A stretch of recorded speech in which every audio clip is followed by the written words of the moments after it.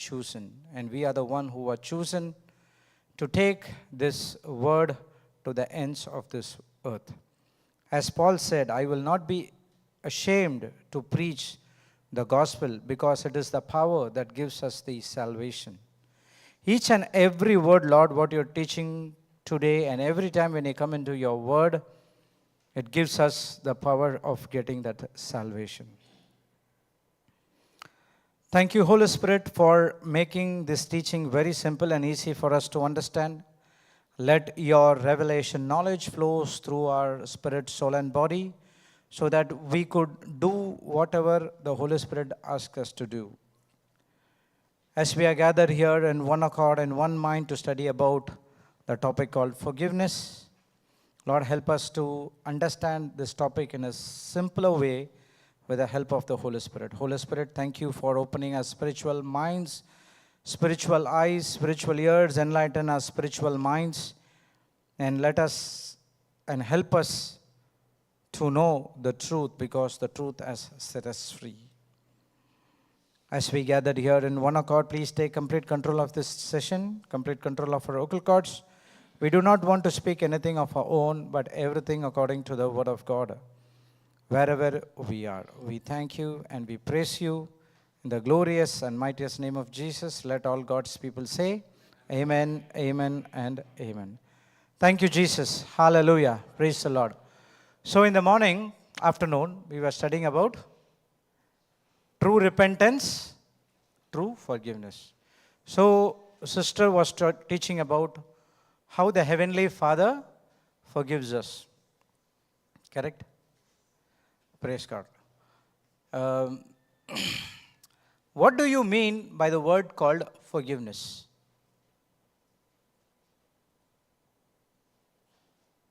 I can hear your mind voice. This brother started to ask question. But never mind, I will ask. What do you mean by forgiveness?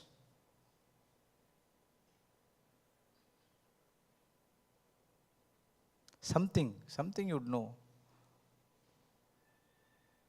What a pin drop silence.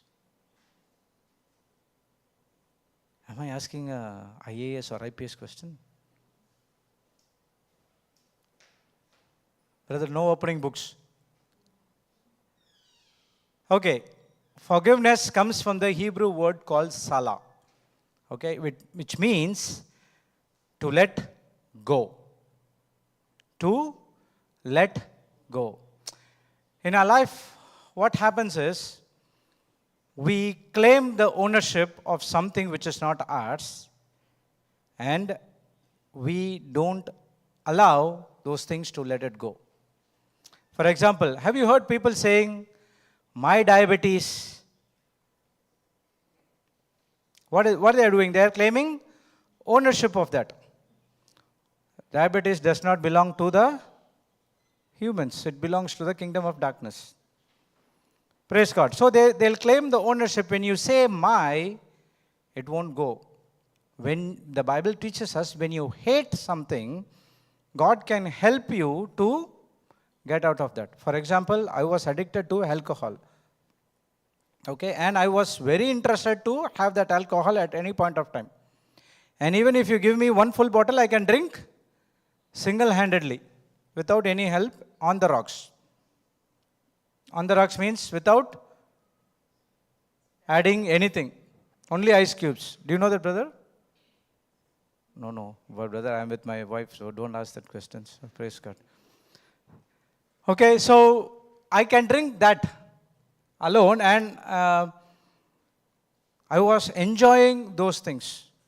So when I was getting into a sickness, that's the time I started to hate all those things according to the Word of God. And then God helped me to come out of those things in my life. Praise the Lord. Thank you, Jesus. Hallelujah. So that ownership, you need to live it out. Okay, that's a problem we have with most of us, that we don't want to let it go. When you're expecting something from the people, and if they don't come and share or they did not come and give what you were expected, it goes into offense and you don't want to let it go. And that's the way it creates unforgiveness in your life, and that's where we are getting into a problem. Okay, so forgiveness means let it go. When we came to this planet Earth, we don't have anything. When we leave this planet Earth, we'll have something. What is that?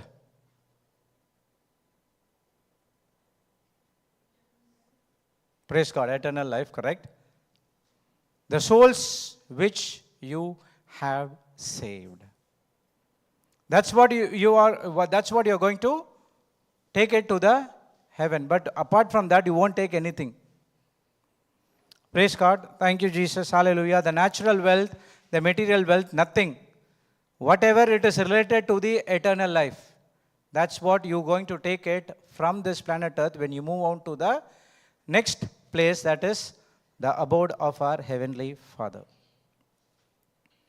Praise God. So, we need to let it go most of the things which stops our blessing, and one of that main thing is unforgiveness. Praise God. Thank you, Jesus. We'll write the definition, okay? Forgiveness, it's an act. Forgiveness is an act of releasing someone. Forgiveness is an act of releasing someone from the penalty of sin. Forgiveness it's an act of releasing someone from the penalty of sin and letting go of vengeance. Letting go of vengeance. And this action is done through love. And this action is done through love. I'll repeat again. It's an act of releasing someone from the penalty of sin and letting go of vengeance, and this action is done through love. Next line. It's a core concept of emphasizing. It's a core concept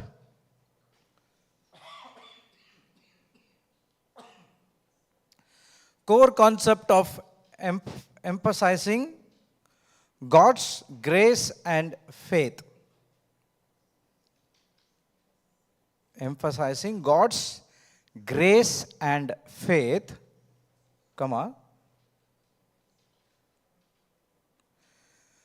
the need for both receiving and extending forgiveness.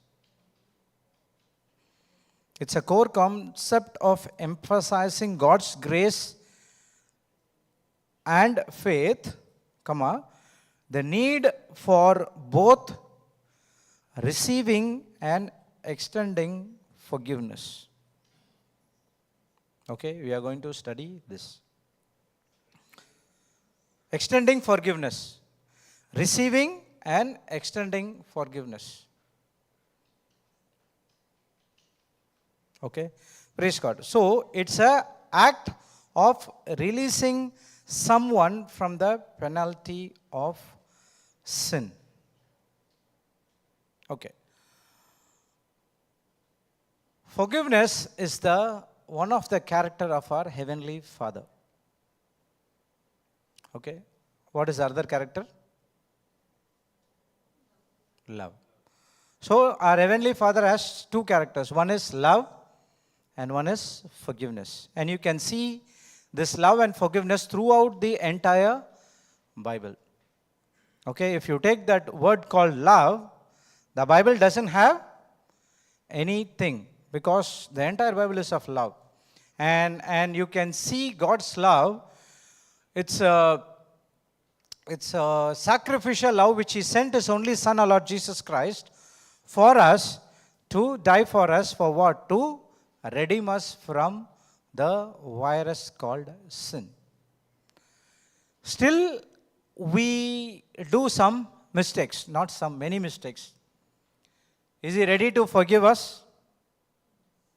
Yes or no? Why? Why he has to forgive? Because he loves us. God so loved the world that he gave his he gave his only Son. Whosoever believes in him shall not perish but have everlasting life. When you believe in Jesus Christ, you can able to do everything what Jesus did in this planet Earth. If you can't do anything, or if you're missing something which Jesus did, and you are telling that, brother, I can't do it, then you are not believing in Christ. Simple as such. You know, we have been created in the likeness and image of God. You have to go to the start to understand all these things. We have been created in the likeness and image of God. So am I look like God, or do you look like God? What is that likeness and image of God? Now what is that exactly? So if you want to see God, you can see me. Is that what he meant? Brother. Huh? I heard you heard him. Small knowledge, okay. See, when he said we have been created in the likeness and image, which means it is in the spirit. Okay, God is a spirit. Angels are spirit. Demons are spirit. And we are also spirit. Do you have a spirit, or you are a spirit? Praise God. So you are a spirit being. Once the spirit leaves your body, that's nothing.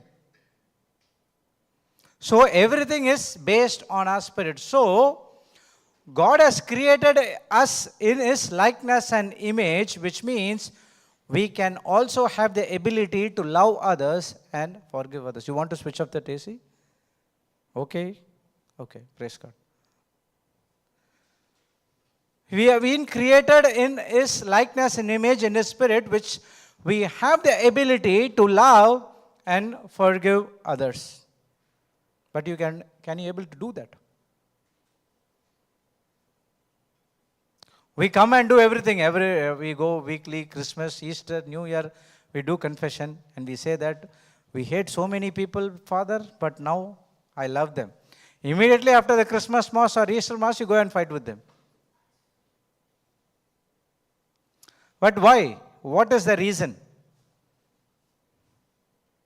What is the reason you cannot forgive those people who are coming against you? The reason is you are not renewed your mind in a proper way. Because renewing your mind is nothing but making your soul to align according to what the Spirit says. We have been created as a triune being. Spirit, soul and body. So the Spirit is always connected to the Heavenly Father. And our spirit is one with our Lord Jesus Christ when we are born again. And everything what you need to live in this planet Earth, it's in your spirit. Praise God. And now you have to draw out those things from the spirit, and you have to put it in your everyday life into practice. When you align your soul to what the Spirit says, and that's where you have the renewing of your mind, and that's where whatever God had said, it shall come to pass in your life. When Jesus was about to crucify on the cross, and he asked the disciples to pray, correct? And he went first time into the Garden of Gethsemane, he prayed sometime, and he came, he saw disciples were sleeping. What did he said? The spirit is willing, and then the body is weak. In other words, he's saying your soul is weak. Praise the Lord. Thank you, Jesus. Hallelujah. Are you getting it? So everything what God want you to do, it's already in your spirit. And now when you are born again, when you start renewing your mind according to the word of God, you can draw from the spirit and your soul can do all these things. In your soul you have three departments: your choosing, your thinking, and your feeling. Your soul has three departments to do. What is that? Choosing, thinking, and feeling. If your choosing goes wrong, your thinking goes wrong.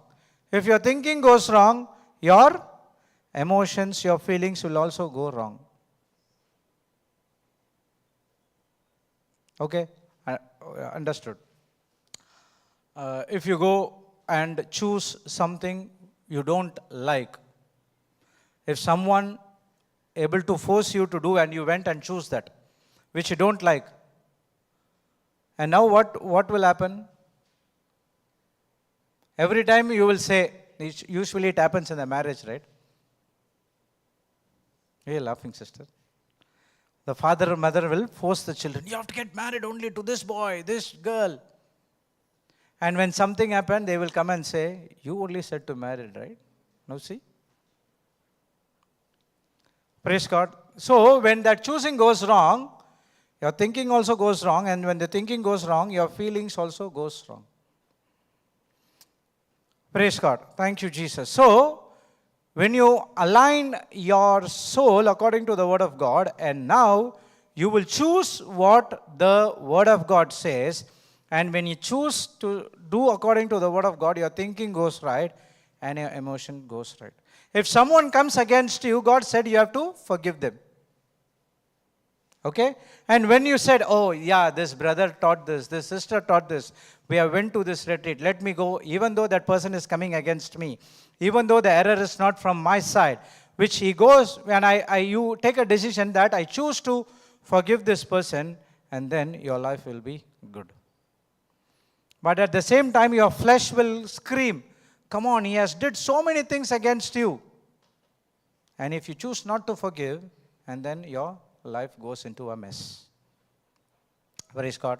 Thank you, Jesus. Hallelujah. So, what we wrote, forgiveness, it's an act of releasing someone from the penalty of sin. Yes, you have the legal right to punish a person who is coming against you, but you are choosing to forgive that person because you renewed your mind according to the word of God.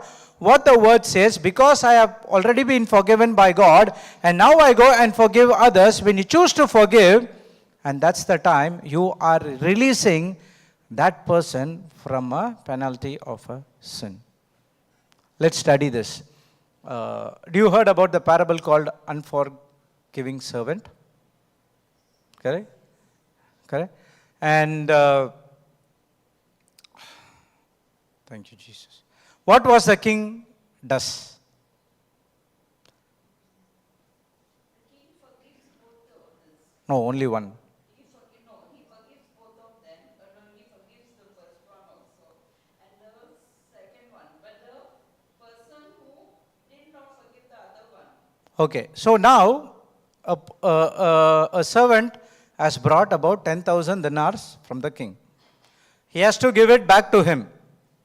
Okay, and now he could not able to give it back. So the king said, okay, put him in the jail, not only him, his wife and his children and whosoever involved in it, put him in the jail, and they have to be in the jail unless they give me back the money. So whatever work he does, it goes into the king's account. But that servant pleaded for the mercy. Okay, he pleaded for the mercy, so this king had compassion towards the servant and he cancelled the punishment. That's what I said. It's an act of releasing someone from the penalty of sin. See, the wages of sin is always death. Okay, the wages of sin is death, but Jesus came to give life, life in abundance. So when come to God, God is also forgive this not this person, each and every one of us, even though we did something wrong. Correct? And now, because we received the forgiveness from God, and now we can also able to forgive others as well. Praise God. Thank you, Jesus. Hallelujah. So, this is what the concept of aligning yourself according to the word of God.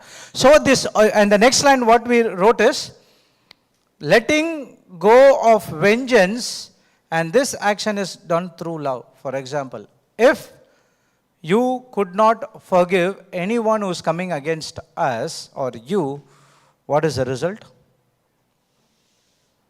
It's a vengeance. If somebody comes and hit you one shot, if you don't forgive, what will do? You wait for an opportunity to hit me back. That's the vengeance. Did Jesus said to if one slaps on cheek, and after that he did not say anything?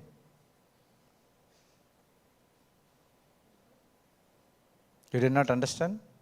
Did Jesus said to, if someone slaps on one cheek, you turn the other side. But after that he never said anything. Incomplete. No, he said something. Forgive 70 times. He never says incomplete. He says something. 70 times 7, which means 490 times. So you count every day. 1, 2, 3, 4. So in a day, 499 passes, and then you open your mouth and blast them off. Is that so?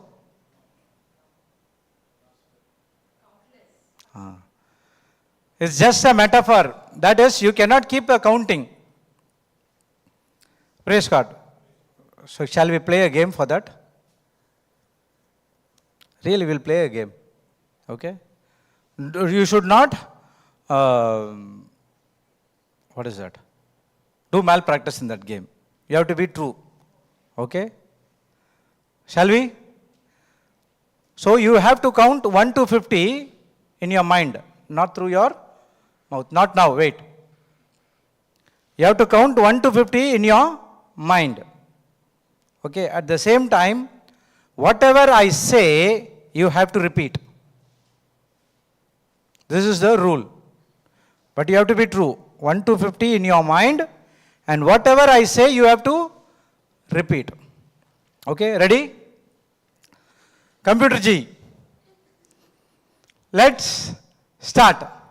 Count in your mind. Say, praise the Lord. Thank you, Jesus. Hallelujah. I am the body of Christ. The joy of the Lord is my strength. Thank you, Jesus. I am set free. Jesus Christ is my Lord. His Spirit dwells in me. Can you, what is the count now? Can you count? Praise God. Do you know? So, your thinking can easily be changed by your action. So, if you're thinking something that, oh, this person is coming against me, I have to give him back. That comes in your thinking, and that thinking can be easily changed using the Word of God. That's what renewing of your mind. Praise the Lord. Thank you, Jesus. Hallelujah. Are you understanding? So, by forgiving, what you're doing is you are releasing a person from the penalty of sin. So, you have a right to hit him back. But you are choosing to forgive that person, and this action is based on love. If you don't understand God's love, you cannot forgive that person. Okay, you cannot forgive that person unless and until you have God's love. Now, why most of the marriages are failing?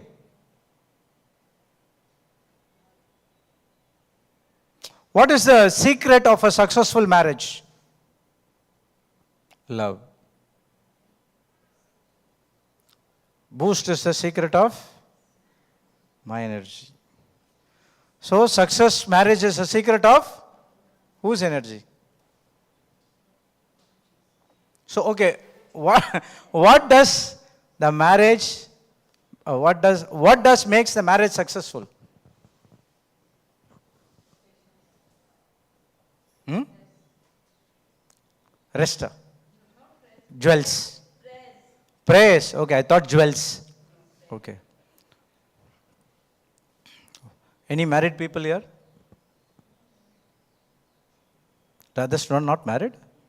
One brother is doing like this. Raise it high, brother. So tell me, all the married people, surely you should have gone more than 20 years, correct? Some would have celebrated 25, 50, 100, 150 also. Praise God. So what is the secret? For the entire life, you're only forgiving your husband? What?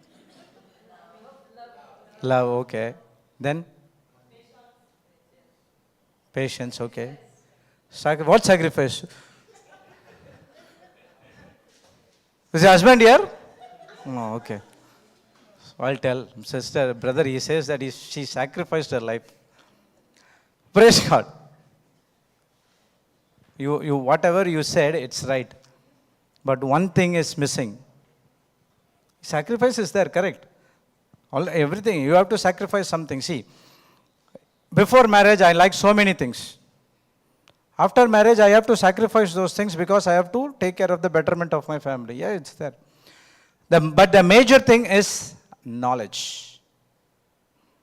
Hosea 4:6 says, my people is destroyed because the lack of knowledge. You know forgiveness, you know sacrifice, you know love, everything you know, but you don't know when to apply these things in your life. Correct? When to apply, that is the wisdom and that is the knowledge that we get from the Word of God.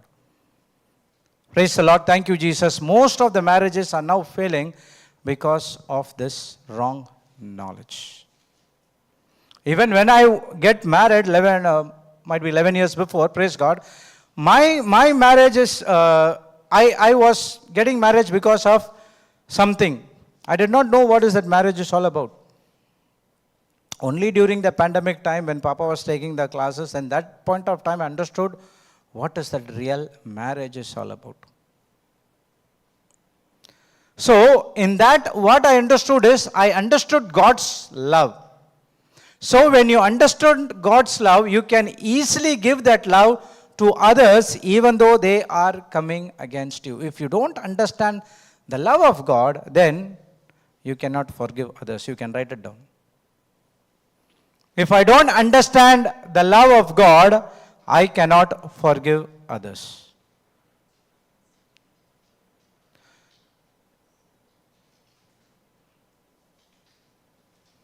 If I don't understand the love of God, I cannot forgive others.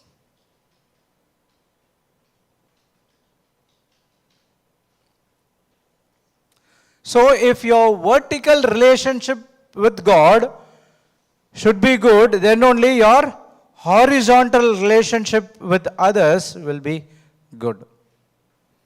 If you don't know about God, if you don't know about what He has done for you, for us, then you cannot share the same thing with others. What are the 2 commandments which God gave us? That is 10 commandments in the new covenant. With all your heart, all your soul, with all your mind. And love your wife as you love your neighbors. Love your neighbors as you love your wife. Love yourself. Praise God.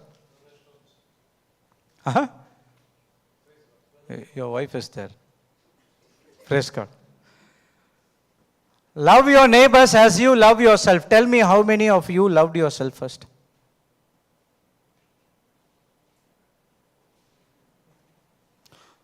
First of all, the first commandment is you need to love God. Unless and until if someone says about what God has sacrificed for you, how would you understand the love of God now?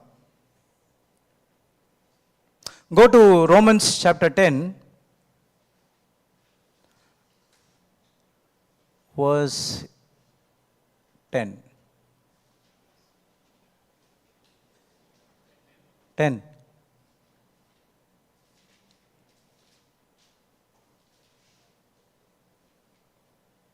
Come down. Come down. Okay. Sorry, it's 13. See here, everyone who calls on the Lord, on the name of the Lord will be saved. Go. 14. But how can they call on him to save them unless they believe in him? And how can they believe in him if they have never heard about him? And how can they hear about him unless someone tells them? So what is this retreat is all about? To receive your blessing? That is the topic. Why you came for the retreat? Really, you tell me you came for the retreat to forgive someone? Or my prayers has to be answered? You don't want the prayers to be answered. Let's all pray, come. Prayers should be answered also when you give forgiveness. My question is very simple. You came for the retreat for what? Forgiveness. I didn't knew the topic also about forgiveness. See, normally you go for the retreat, right? For what you go? For healing. That's what I'm asking. It's not wrong. You can tell them. You can. It is in 4 walls only. It will be. Don't go out. Don't worry. Don't turn the camera. Okay. Praise God. People come for healing, for miracles, for unforgiveness. Praise God. So the prayers to be answered. But actually, for what we coming to the retreat is to know about God and to renew our mind. Okay. I recently understood something. I have faith which gave from God. I used my faith in getting something to my family. I used my faith to get something for me. I used my faith to get something for ministry. And when I sit and see, my faith is scattered in different areas. But nothing was going right.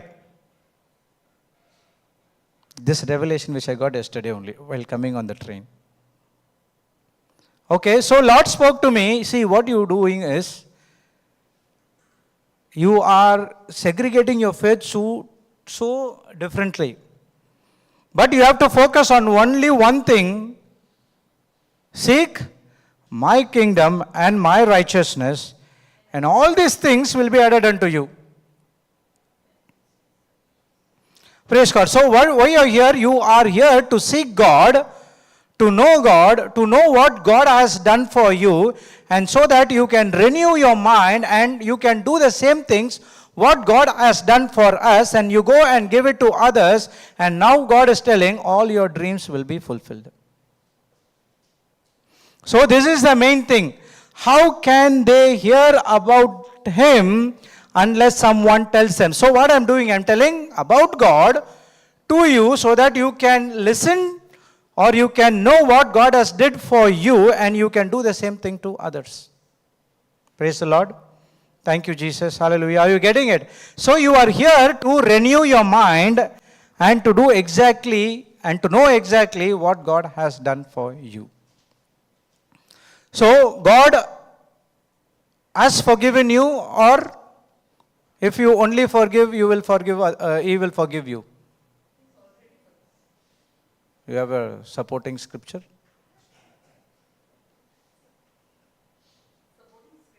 Yeah, definitely.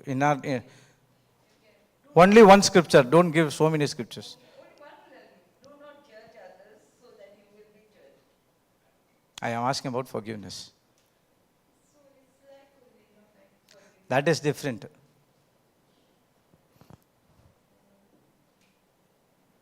See, what Lord taught us in that prayer, the Father.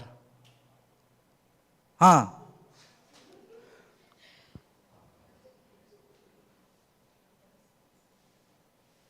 Father in heaven, holy be your name, your kingdom come, your will be done on earth. Forgives our daily bread.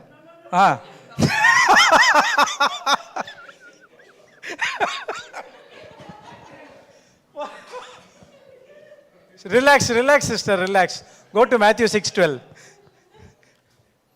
Forgive those as we forgive those who come against us. Why you get tensed all of a sudden? Okay, cool. Praise God. So Jesus said, when he taught his disciples, forgive those, go to Matthew 6:12. Many a times even I also do the prayers wrong. Which means, see, God does not worried about those things. He always sees your heart condition. If you're good at that, doesn't matter. Even if you say something wrong and if you do good, God sees your heart condition and He give exactly what you need. And forgive our sins as we have. What translation is this? Go to KJV. At this point of time, it's not there. And forgive our debts as we forgive our debtors. Is your Bible is something different? And forgive, translate, what Bible you using? Okay, that's translation will be different. And forgive our, go to NRSV. Okay, and okay, forgive, we will go to KJV only. It's here forgiven. And forgive our debts. Debts is something which we owe, okay, as we forgive our debtors. So this scripture says, only when we forgive, God will forgive our sins. Is it right? No, Jesus said it was wrong. What, brother, if I said like that, you are doing like this. If I do like this, you are doing like that. See, actually this prayer is an Old Testament prayer. Okay, you know when the New Testament starts? No.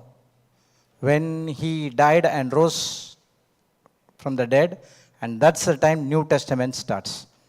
So this is the Old Testament prayer. At this point of time, Jesus was in flesh and blood. Okay. I'll show you one more scripture. Go to Ephesians 4:32.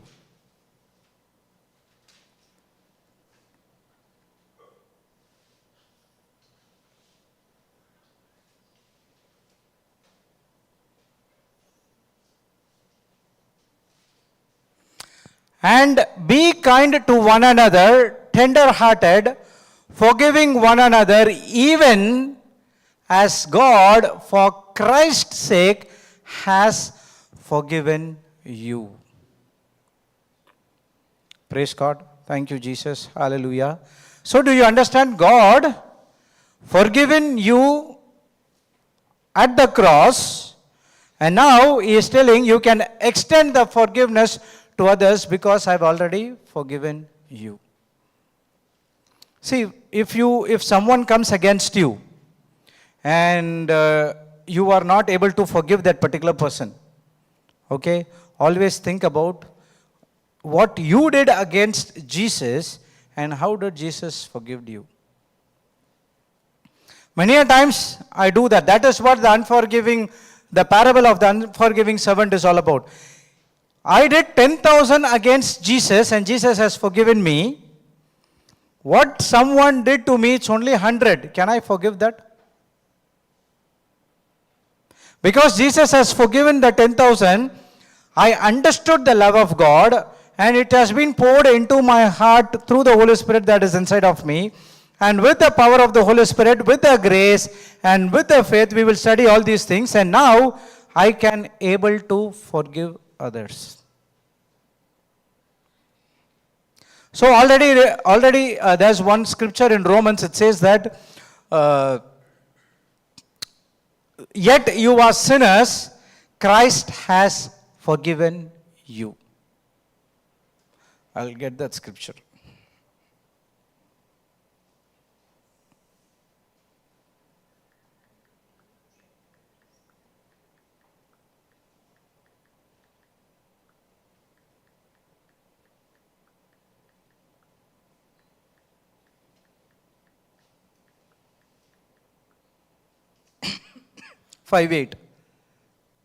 Romans 5:8.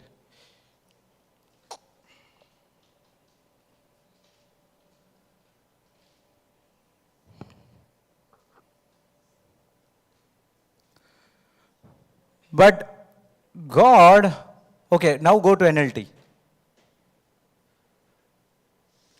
But God showed his great love for us by sending Christ to die for us while we were still sinners. Can you go and die for others? Can you go and die for others? Then how come you expect Jesus to die? So someone wants to die for me, but if I want to die for others, no, I cannot do. But Jesus said, right, to take your cross and follow me.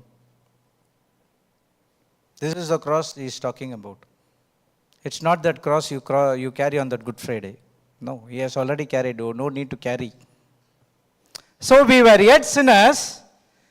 Christ died for us, and this proves what the great love of God he has done for me. Now, if you understand that love, the true sacrificial agape love of God, you can easily forgive others. Praise the Lord. Thank you, Jesus. Hallelujah. By forgiving others, there are two things happening. One is, you are releasing that person from the sin or a debt which he has caused for you. And the second one is, you release that vengeance which is inside of you that you have to go against him.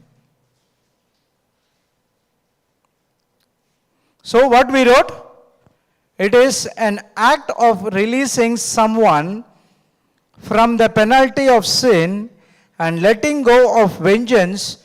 This action is done through love. So when you forgive others, what happens is you release that person from the sin or anything that you have to have a legal right to punish him or any punishment. The king, what he did, he had compassion and he forgave that. But that servant, when another servant got 100 dinars from him, he did not show that compassion. So which means this servant did not experience what the king had showed to him, so that he could not able to show to others. Jesus is explaining the problem, the parable for us, that we are like that in most of the places. We choose to forgive people who, when we are very close. Correct?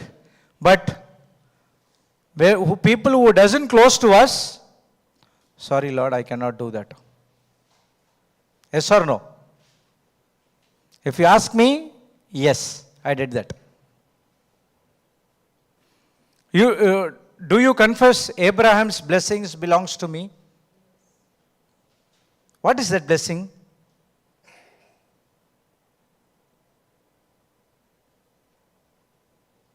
What is that blessing that you received from Abraham?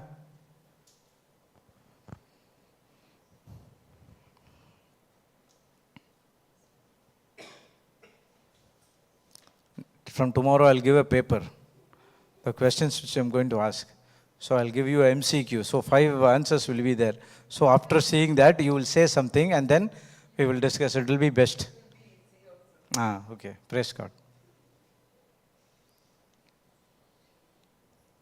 So what is that blessing that you're going to receive from Abraham, or you received from Abraham? Child. Cattle, child, right? Child, cattle, flocks. So much he had wealth. Correct? But there is one thing which you do not notice about Abraham. He was childless for many years. Correct. After that he got child. So if we are all childless for many years, we will get child. Agreed. Okay. Next. Correct. He had so much of camels and other things. He had wealth, people. Only the Bible is talking about this blessing.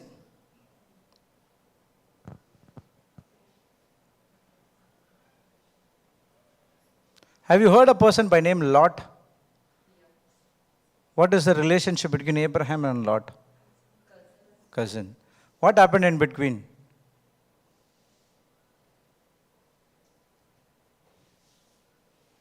We go to Genesis chapter 13, verse 6.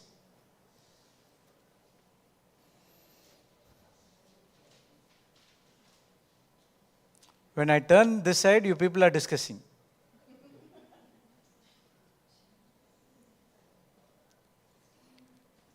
But the land could not support both Abraham and Lot, all their flocks and herds living so close together. So disputes broke out between the herdsmen of Abraham and Lot. At the time, Canaanites and Perizzites were also living in the land. Next verse.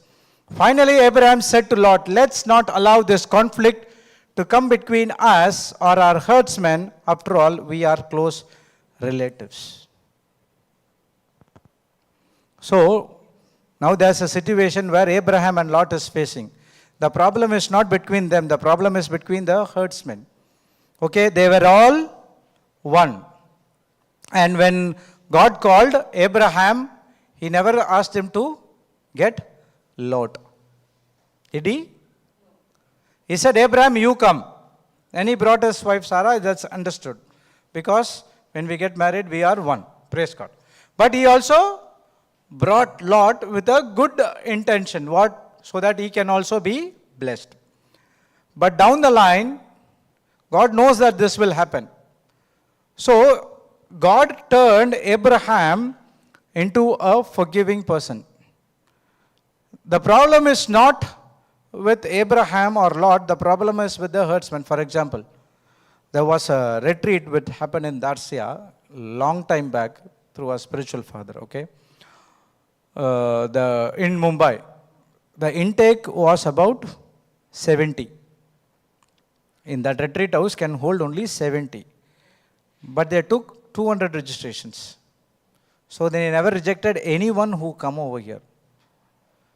So, think about the place. 70 can sleep, and now 200, 130 extra. How will they can sleep? Okay, sleep is also manageable. What about the restrooms? Every day getting ready for the retreat. And this retreat is a living retreat for about 1 week. Will you able to, okay? That's what happening over here. So the real retreat is, you're going to learn to forgiving others in that retreat. So, he said, our spiritual father said, we have set up some volunteers. Voluntarily, they will go and sit inside the washroom for minutes and they will not come out. Okay, so your test is to pass by waiting patiently on the outside. So, it will bring offense. What is your reaction? So, the retreat is the blessed place to learn about forgiveness. Now also we have said something like that here for this retreat. Okay, so let's start the game. The second game from tonight also. Brother, ready? We also said some people. So let's test your patience. Are you operating in forgiveness or not? So here, Abraham said, let's not allow this conflict to come between us, our herdsmen. After all, we are close relative. And then he said, let's split by selecting the land.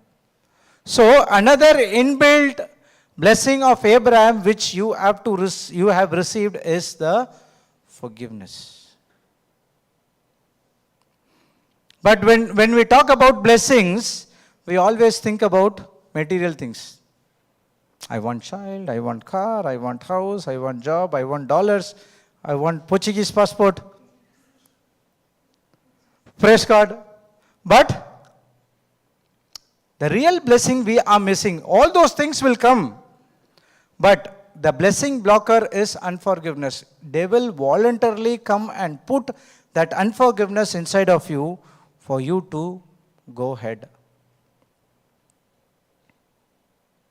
Praise the Lord. Thank you, Jesus. Hallelujah. So, It's an act of releasing someone from the penalty of sin and letting go of vengeance, and this action is through love. So the love is the root of all the blessings or everything which you are going to receive and which you already received through the Holy Spirit right inside of you. And if you understand the love of God to one particular level, easily you can able to forgive others. Initially, when someone comes against me, I will wait to give them back. And if now people are coming against me, I just say, it's okay, just leave it. And people ask me, Jude, you are not like that before. How come? Even I don't know. Something has changed. That is the Holy Spirit who is in me, revealed the love of God, how powerful it is. See, Jesus said, right, Lord, please forgive them. They do not know what they do. You know how powerful is that sentence is? Most of the time I used to say that sentence if someone cracks jokes on me. It's okay, Lord, please forgive them. They do not know what they do. But when the Holy Spirit told me, you are speaking that sentence, but you know what weightage that sentence carries? 39 lashes. Crown of thorns. They split him over the face. And the next one is, he stripped naked. What you see on the cross is depicted body of Christ, but actually he was in the cross naked. Praise God, thank you Jesus. But he despised all these things and he died for you and for me. But even though died for you and me, even though we are yet sinners. That's what Romans 5:8 says. So everything had came against him, but Jesus said, Lord, please forgive them. What? Because they do not know what they do. And then he said, it is finished. If it is not, if the forgiveness is not possible, then he would have not said that statement only. Praise the Lord. Thank you, Jesus. You know, he said that only, he said, my God, why have you forsaken me? Till that time, he was calling Father. But only at that particular point of time, he said, my God, why have you forsaken me? He was forsaken because God will not forsake us. He turned his face from Jesus so that he is turning on us. And now, each and every time when God sees you, he sees through the blood of Jesus Christ which cleansed you. So every time when the devil comes and says, come on, you cannot forgive that person, he has did so many things against you, the Holy Spirit will remind you about the cross which God has died for you, and through that power which is from grace and faith, you can able to forgive others. Praise God. Thank you, Jesus. Hallelujah. Are you understanding? Okay, what was the next line? That you understood, right? So, one is you are releasing someone from the penalty of sin. And the next one is you are letting go of vengeance inside of you. And this is happening through love. The next line, it's a core concept of emphasizing God's grace and faith, the need for both receiving and extending forgiveness. Okay. To do or to receive everything what God has promised us, we need grace and faith to do it.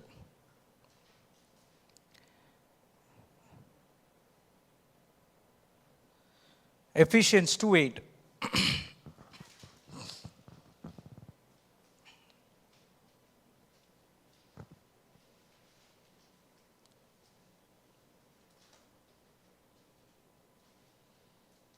Ephesians, New Testament. Come down. Come down. Ah.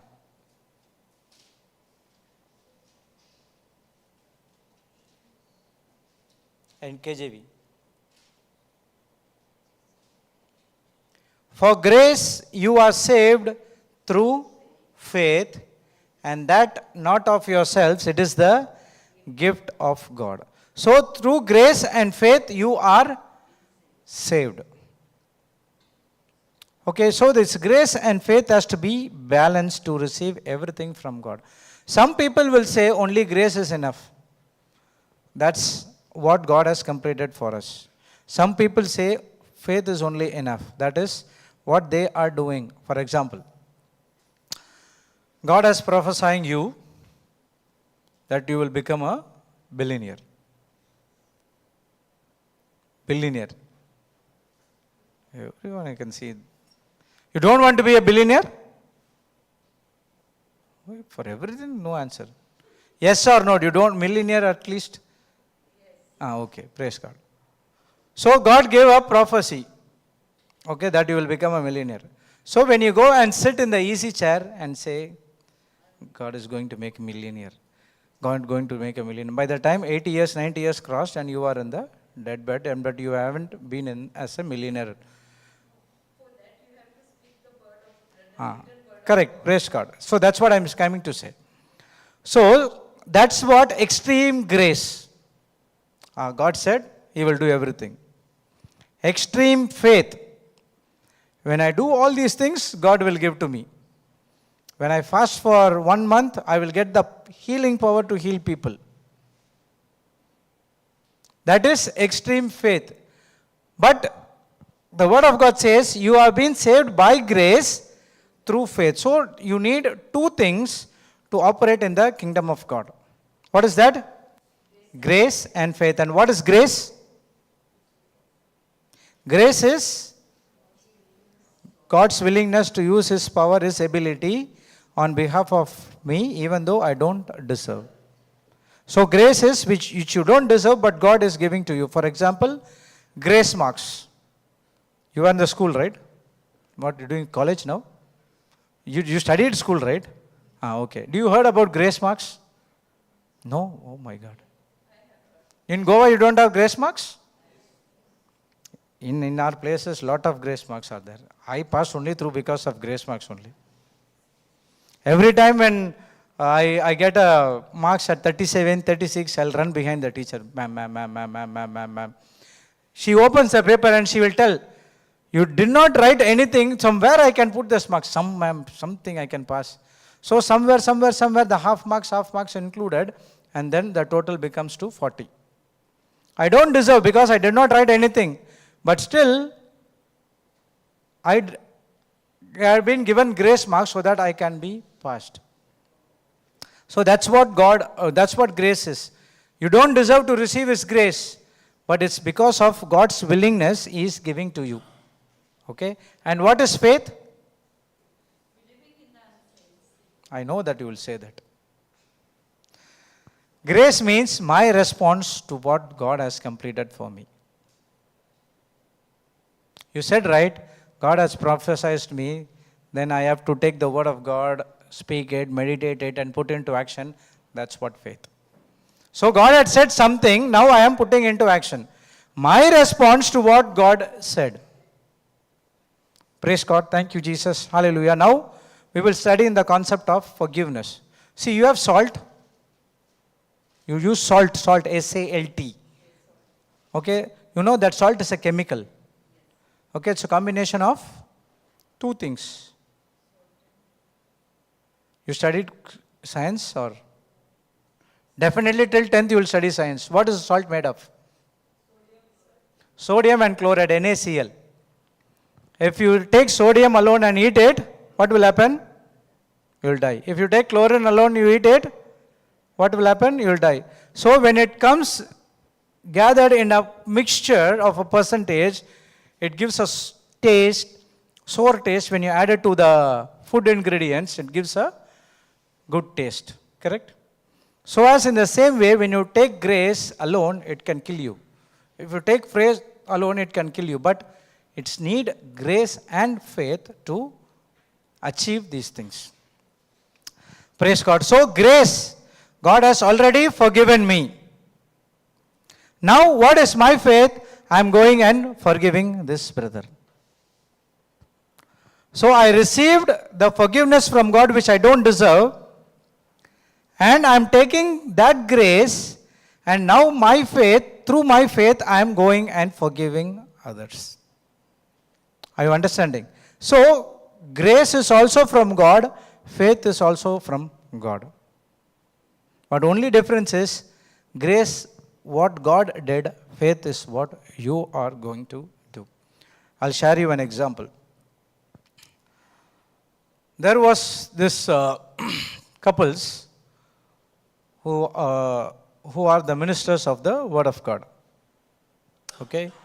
And the husband mostly goes for a travel for preaching the Word of God. The wife preaches the Word in the local churches. Okay? So, through one of his friend, they got an assistant who came to help the pastor's wife, in the household works and other things. Side by side, the relationship between the pastor's wife and that boy get into a different relation. Okay, and they had sex, and and now this pastor's wife has been pregnant. Okay, now this pastor came to know about this thing. And now tell me, what would be the response?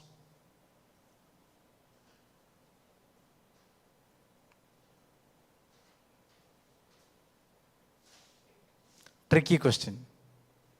It's like the Pharisees came and asked to Jesus. What would be the response?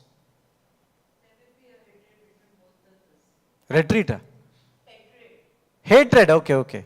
Praise God. They reached to a counselor to speak about this. And to the surprise, the pastor said, I'm ready to forgive her, and I will take that person into my house as well, and I will raise this child as my child.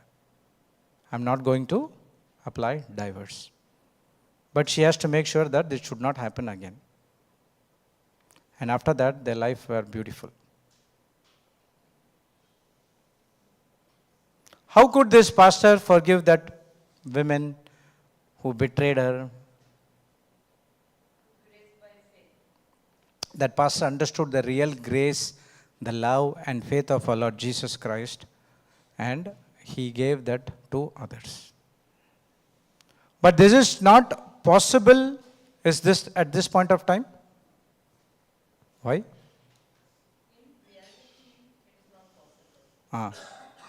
That's what we are here to train, to make it possible. Jesus said, if you believe, everything is possible.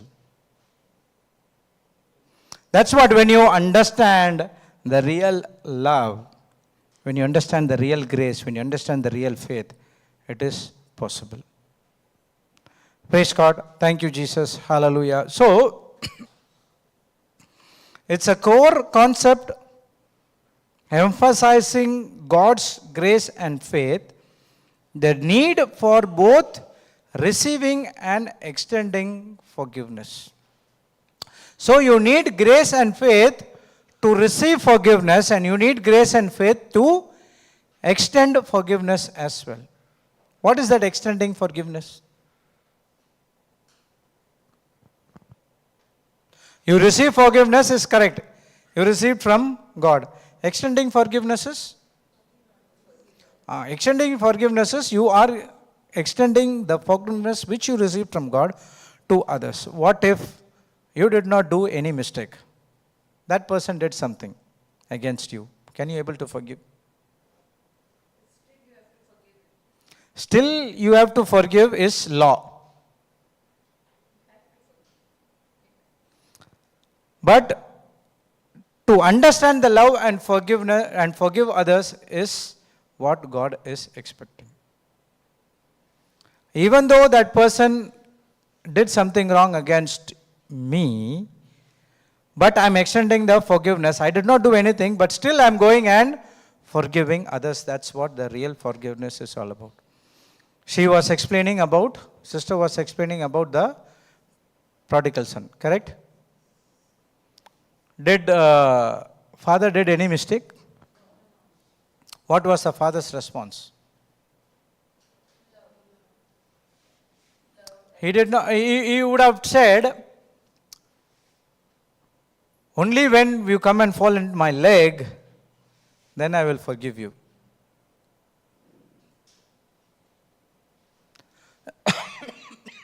That's what God's forgiveness is all about. He doesn't expect anything from us. He wants to give everything what He had, and He gave everything to us. Now He wants us to extend that forgiveness to others. Praise God. Thank you, Jesus. Hallelujah. So when you come back to God, understand everything in repentance, and now if you're ready to forgive, praise God, and that's what extending that forgiveness, and that extending forgiveness, you need grace and faith to do it. Without grace and faith, it is not possible. Praise the Lord. Thank you, Jesus. Hallelujah. Are you understanding? So, the concept, it's a core concept of emphasizing God's grace and faith. By forgiving others, what you are doing, you are giving importance to the grace and faith of God which has been given to us. Forgiving others is the best exercise to exercising the faith of others. See, Saul was a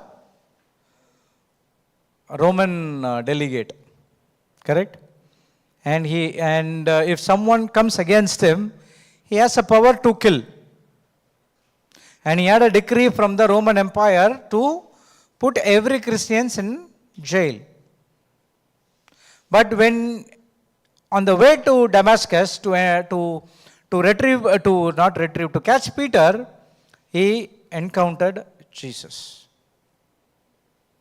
He asked only two questions. Who are you, Lord? What can I do for you? The chapter is changed. And after that, he became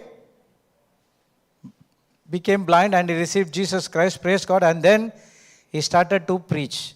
And now people came against him, but still he did not went against them, but he was only operating in love.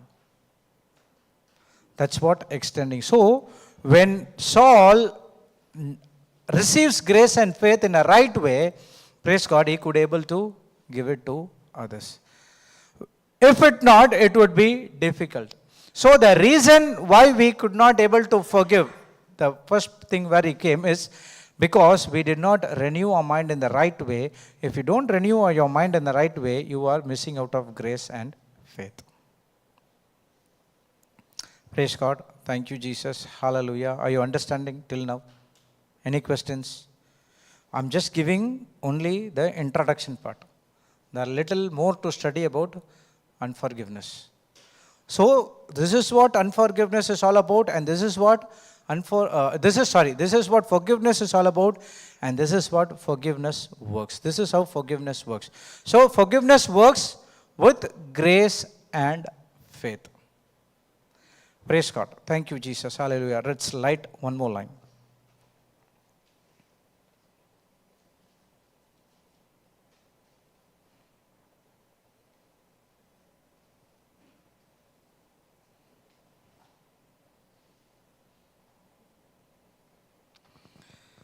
Forgiveness is a fundamental concept.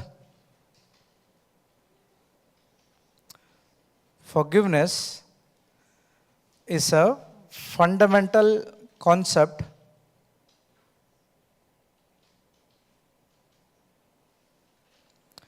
deeply rooted in the Bible.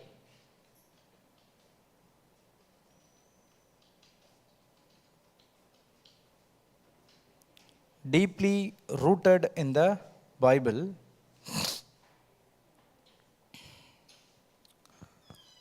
offering a path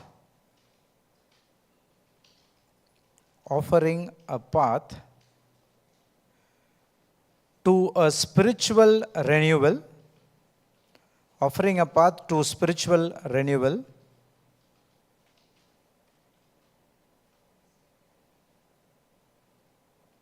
mental peace,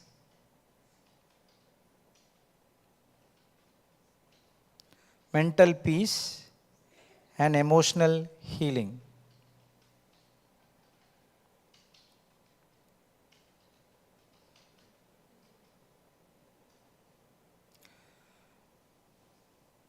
Forgiveness is a fundamental concept deeply rooted in the Bible, offering a spiritual renewal, mental peace, and emotional healing. Emphasizing its importance, next line, emphasizing its importance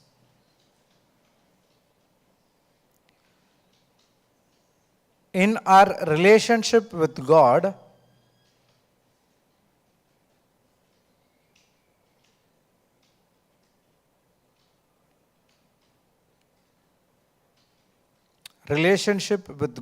and one another.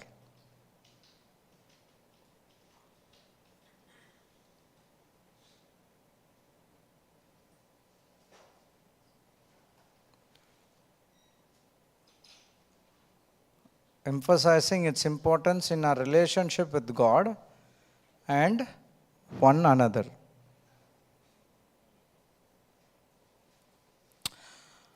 So forgiveness is a fundamental concept deeply rooted in the Bible.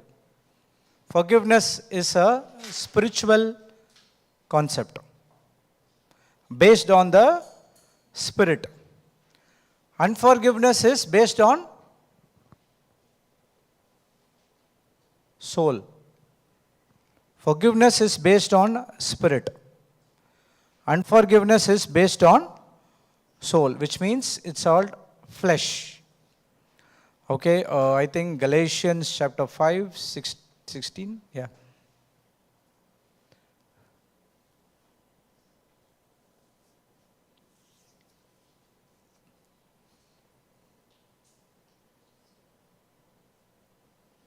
Come down.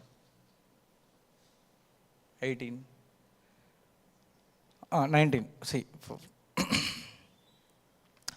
Now the works of the flesh are manifest, which are these: adultery, fornication, uncleanness, lasciviousness. Next. Idolatry, witchcraft, hatred, variance, emulations, wrath, strife, seditions, heresies, envying, murders, drunkenness, reveling, and such of like, of the which I tell you before. Okay, so envy, strife, next, on the, before verse, hatred. These are the causes of unforgiveness. Hatred, strife, and envy. What happened between Abraham and Lot? The devil was trying to create an envy between Abraham and Lot. Abraham understood this. Before getting that into verse, he ready to forgive. He ready to forgive. Let's settle it once for all. You take the land, and after that I will take. If you want to take, I will go. If you want to take right, I will go left. If you want to take left, I will go right. So Lot choose the best of the best. Abraham was given a dry land. Praise God. So who was wealthy? Lot or Abraham? Abraham. Dry land. Dry land is wealthy, or grassland with green is wealthy? But who won at the end? What is the reason? The relationship with God. Relationship is very, very important. If you are forgiving others, your relationship with God will be good. If you don't forgive others, it's act of a flesh, and hatred, offense, envy comes into your life, then it will going to create a mess. Praise God. Thank you, Jesus. Hallelujah. So, what we wrote?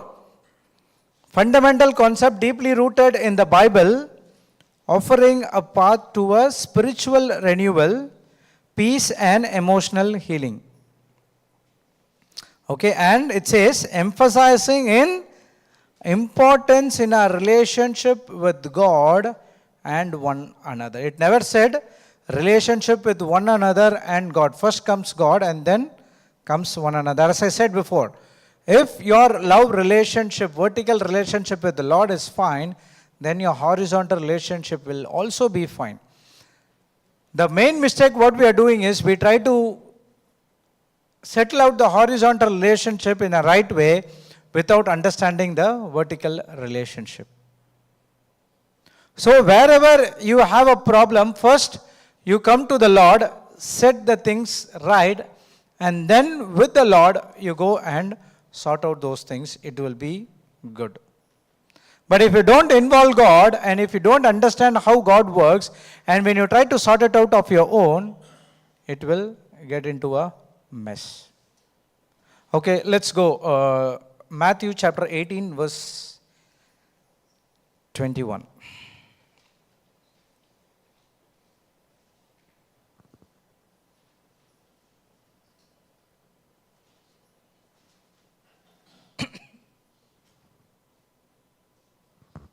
You know, okay, there's a shortcut. Okay, I'll teach you.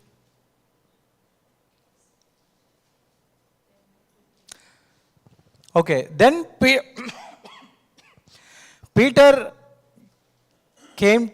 then came Peter to him and said, Lord, how oft shall my brother sin against me and I forgive him?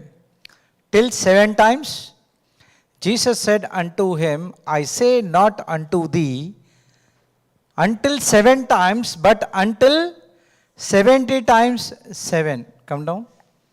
Therefore is the kingdom of heaven like unto. Okay, go to that Galatians 16 again. It's 5:19. I missed one thing. Thank you, Holy Spirit. You go here, this arrow, and you can check it out. Now you have to close that. Close this. Now click this. Click this arrow. You go Galatians 5:19. Click that. Okay. And we'll come down next 21. Which I tell you before, as I have also told you in the time past. So Paul is recalling what Jesus taught to his disciples. He said, as I have also told you in the time past, that they which do such things shall not inherit the kingdom of God. So when you operate in unforgiveness, you cannot inherit the kingdom of God. That's what he is saying in Matthew 18:21. Now go there.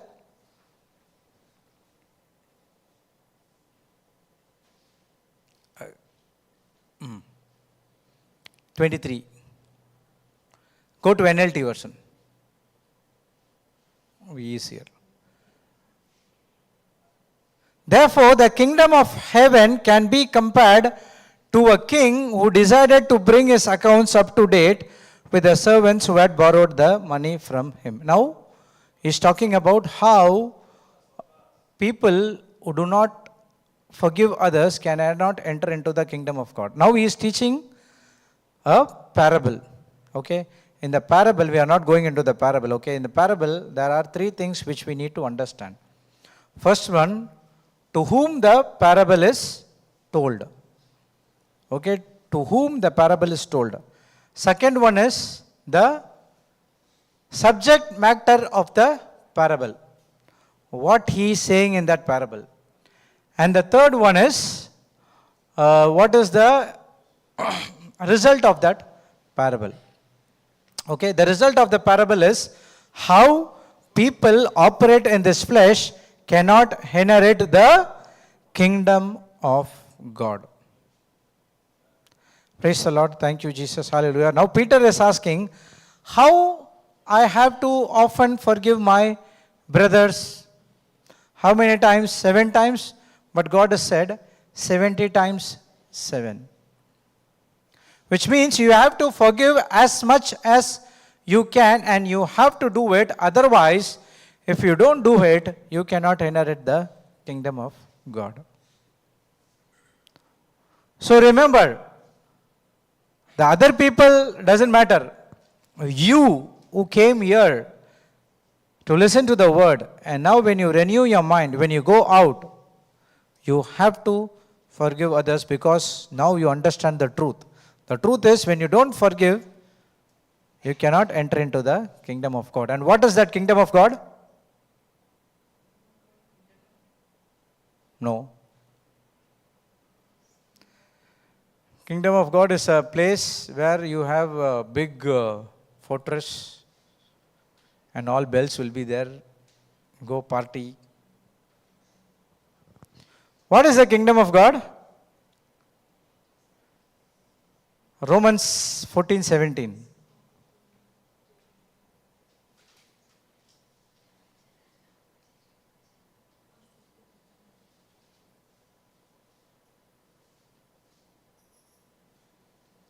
For the kingdom of God is not a matter of what we eat or drink, but of living a life of goodness, peace, and joy in the Holy Ghost. Check your life.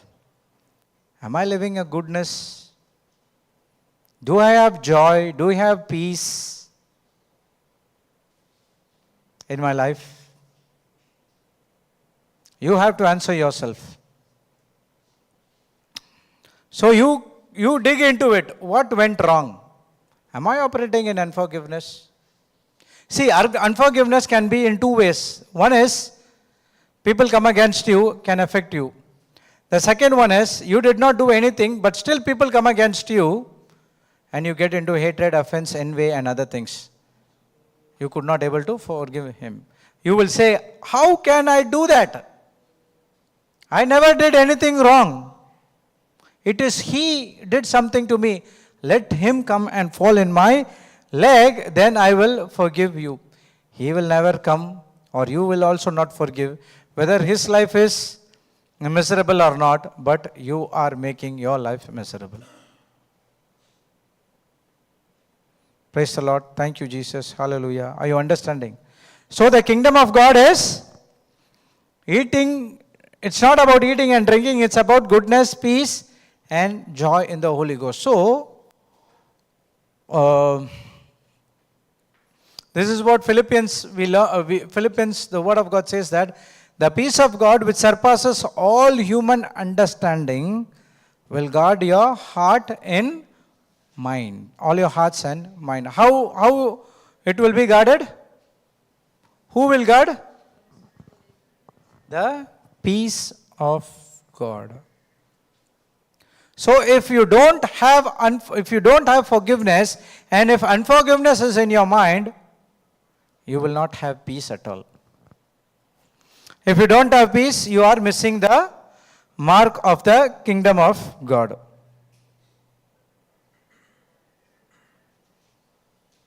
Praise the Lord. Thank you, Jesus. Hallelujah. What, sister, you went so deep? But do you have any questions, doubt? So this is the first time you are listening to this scripture? We have listened to the scripture long time back, but we do not have that right understanding. And now, when it is related to the subject, now you are going deeper, and that's what the Bible is teaching. When you go deeper and deeper and deeper and deeper, and then you will understand the love of God. Praise the Lord. Thank you, Jesus. Hallelujah. So for this he is telling that parable. So that parable is the base parable for unforgiveness. Go to Matthew, again to that parable.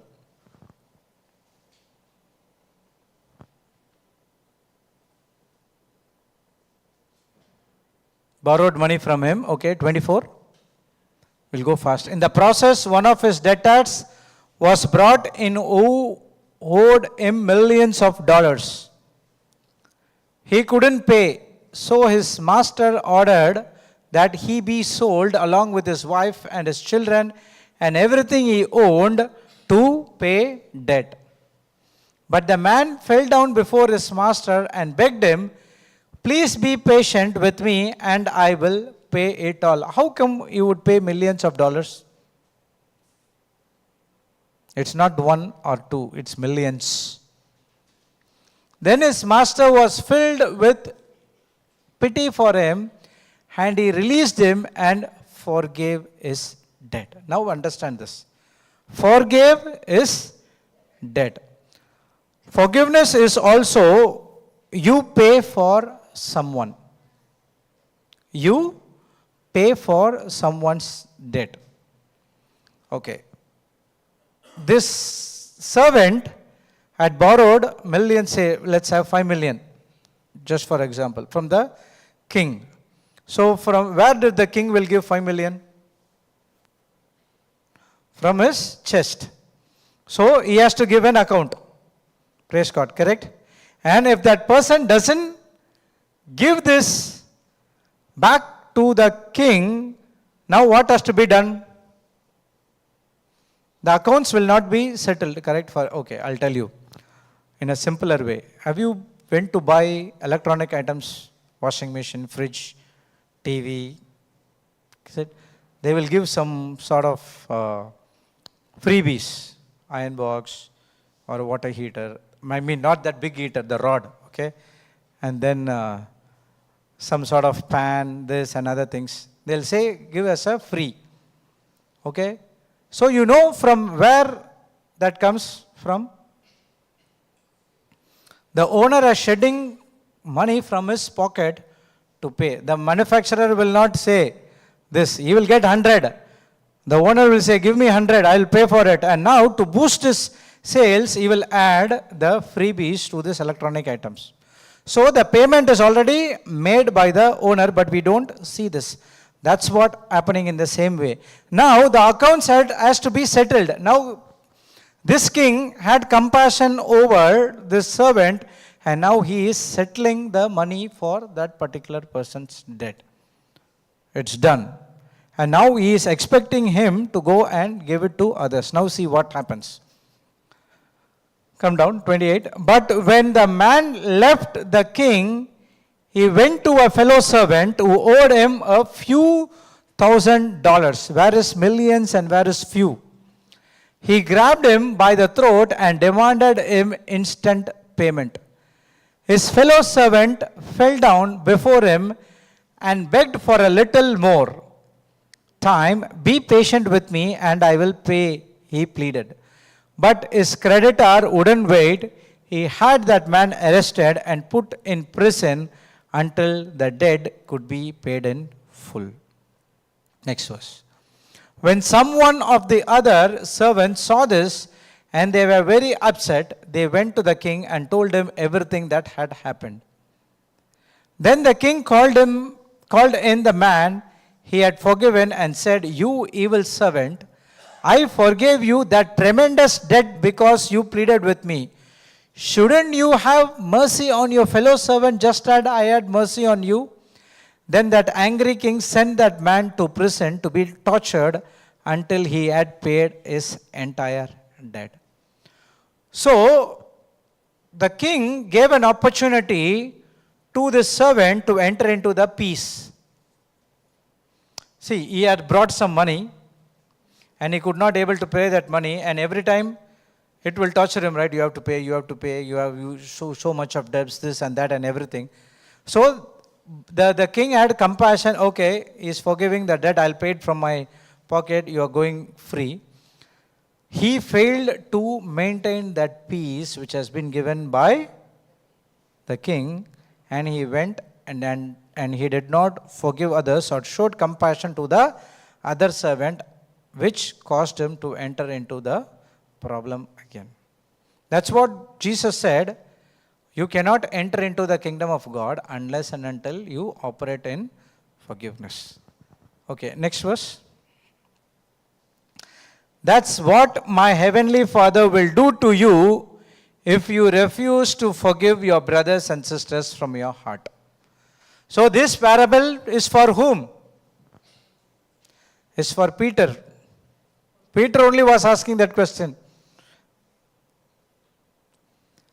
How could I forgive that person for 70 times 7? So he gave a parable and he said, if you don't forgive, the Heavenly Father will not forgive you. Praise God. Thank you, Jesus. Hallelujah. This is what said in Mark chapter 11, verse 24. Go to that.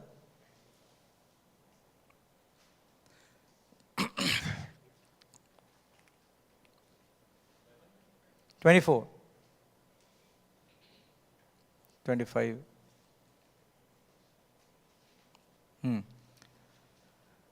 But when you are praying, first forgive anyone you are holding a grudge against, so that your heavenly Father in heaven will forgive your sins too. There is another scripture which says, when you come to church, when you give yourself as a offering. What offering?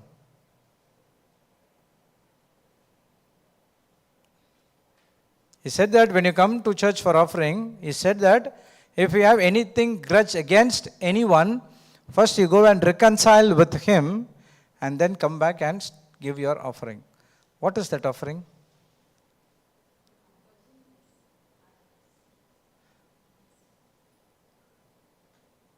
What is that offering?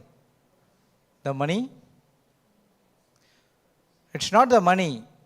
God asks you to give yourself as a living sacrifice. Okay, when you come to the Mass, you have to participate. People will ask, have you seen Mass? Actually, the question should be, did you participate in the Mass? So how you can participate in the Mass? When you have, see, most of the Christians, when they are coming to the church, they are like this.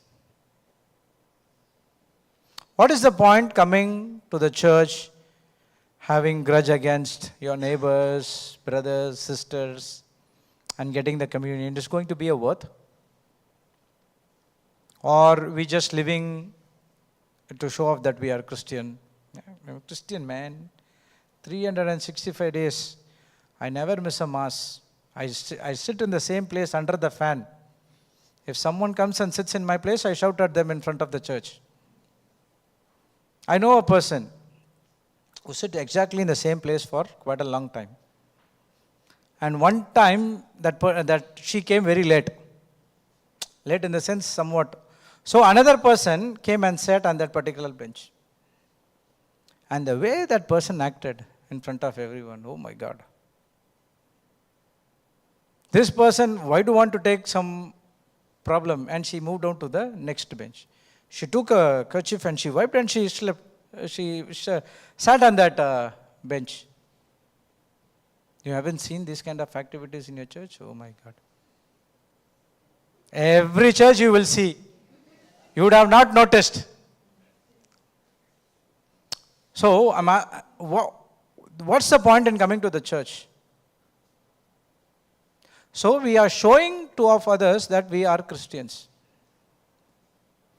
That once Gandhiji said, I do not know whether it's true or not. People say, I love Christ, but I hate Christians. Whether I do not know it's true or not, okay? But I'm not there when he was said. Or it's not recorded.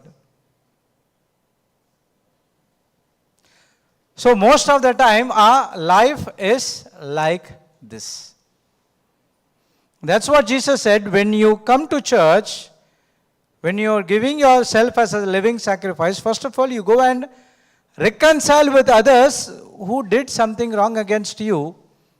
Even you did not do anything, but still you go and forgive, reconcile, and come back and start. Otherwise, your offerings cannot be taken. You cannot inherit the kingdom of God. This is what he's saying. If you are holding grudge against, so that your Father in heaven will forgive you. So next time when you get into the prayer, before getting into the prayer, recall everything. Ask the Holy Spirit, am I to forgive someone? You have that grudge inside of your heart, and if you go and make a prayer, will that prayer be heard? God said, if you ask anything according to my will. What is that God's will? To forgive others. Difficult, right? That's what we are here to study. By fifth day, you will know it's very easy to forgive others. So he said, if you make a prayer according to my will, your prayers will be heard. You have a doubt? Let's go and check that scripture. Go to 1 John 5:14.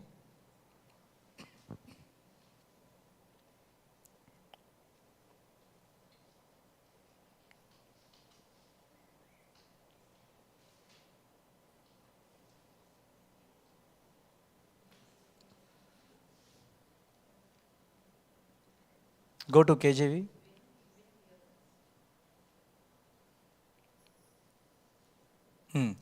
And this is the confidence that we have in Him, that if we ask anything according to His will, He heareth us. So all your prayers, all these days, which you have done, went unanswered. Is your prayers answered or unanswered? Sometimes God answers, brother, but sometimes He doesn't answer. What does that mean? Which means that answered is for mercy. For example, I never attended any of my max classes in my 12th standard. Okay, when the exam came, one person is smiling, laughing behind one person. Okay. Praise God. When the exams came, I got into fear. And now I made a prayer. Lord, please make me pass this max exam. Other exams, it's okay. I can do it. I know all these things. But max, I do not know. What is that all about? What I will do is I will serve as altar boy for each and every mass in that 40 days. Oh, you're laughing, man. 40 days, this is what my prayer. Praise God. Did God answer my prayer or not? No. So he is interested for me to fail. This prayer was answered. That is out of mercy. It's not because I did serve the mass as an altar boy. No. That prayer is answered because of mercy, because if he fails 12th, his future will go. So it will be difficult for him to move into the next level, so it's okay. Let me answer his prayers, and my prayers has been answered. So your prayers might be answered because of that mercy. Some other prayers will not be answered. You have to think that. So you have to think where is that cause is all about. So before getting into prayer, make sure that you forgive everyone. And next time when you go to the mass, make sure that you reconcile with everyone. What is the meaning of the word called reconcile? Reconcile. To make peace or to restore friendship. To restore friendship. God has reconciled us through Jesus Christ. And we are here given the ministry of reconciliation so that we go on to others and we reconcile them to Jesus Christ. So you have to make friendship with those people and you have to come to the mass. Praise God. So when you go to the mass, Don't do it on a law-based mentality, but do it with love. As I said, everything it's involved through love, but not on anything else. Praise God. Thank you, Jesus. So, if you ask anything according to His will, what is His will? His will is you have to forgive others. Praise God. Thank you, Jesus. Hallelujah. Are you getting it? So, what we wrote?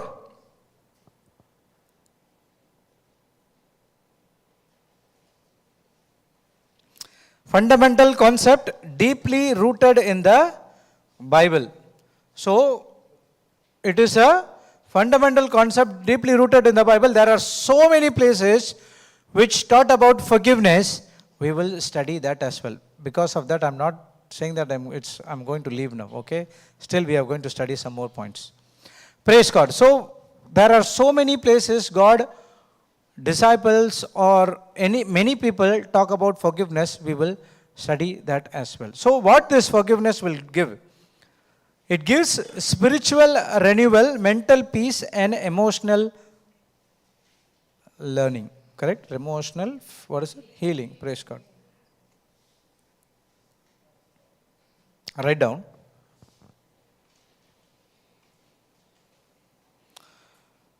Forgiveness connects us. Forgiveness connects us more deeply with God.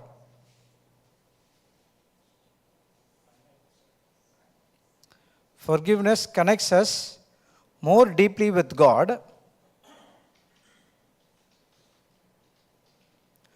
fostering a closer relationship with Him.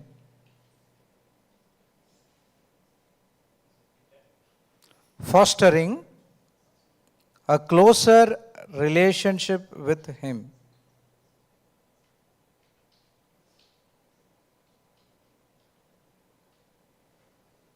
Fostering means encourage, okay?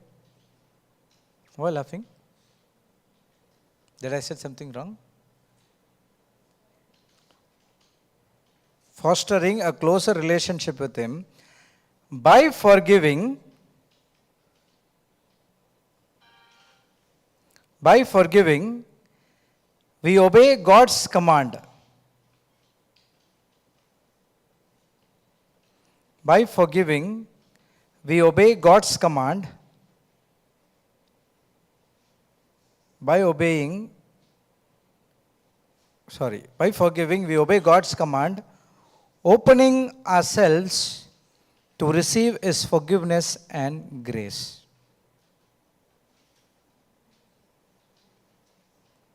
Opening ourselves to receive His forgiveness and grace.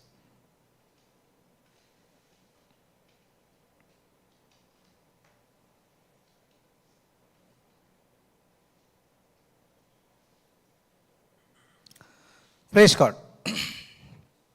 So, forgiveness connects most deeply with God, fostering a closer relationship with Him. By forgiving, we obey God's commandment, opening ourselves to receive His forgiveness and grace. Praise God. So, I said, it gives you a spiritual renewal. We heard about the word called renewal. What is spiritual? Spiritual renewal. Spiritual is always based on the Spirit.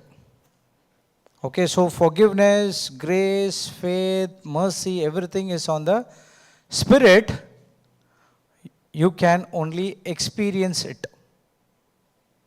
Okay, you can only experience it. This unforgiveness, angry, jealousy, all those things are based on the flesh. It damages your soul. Can I touch your spirit? Can I touch your soul? Who said no? Can I touch your spirit? Yes, who said yes? No. Brother, you tell one thing, either yes or no. Don't ask these kind of questions now. I can easily touch your soul by speaking something bad about you. Correct? Have you heard people saying, I'm spiritually dry?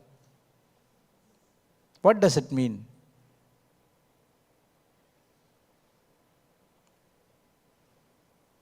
I'm spiritually dry, I'm spiritually weak. Really, they are spiritually weak from the Spirit? Actually, remember one thing, you will not weak in the Spirit. Okay, that spiritual weak or spiritual dry is based on your soul. In the Spirit, you will not get weak. There is no lack in the kingdom of God. When your spirit is always connects with the Holy Spirit and with our Lord Jesus Christ, you always have a fountain coming from there. It never stops at all. Have you seen any river? It never stops. Some rivers are never stops. You know why? Because the fountain doesn't dry. About Ganges and Brahmaputra, 24 hours, 365 days, it's flowing. When I studied in the school time, 25 years before, still also it's flowing without stop.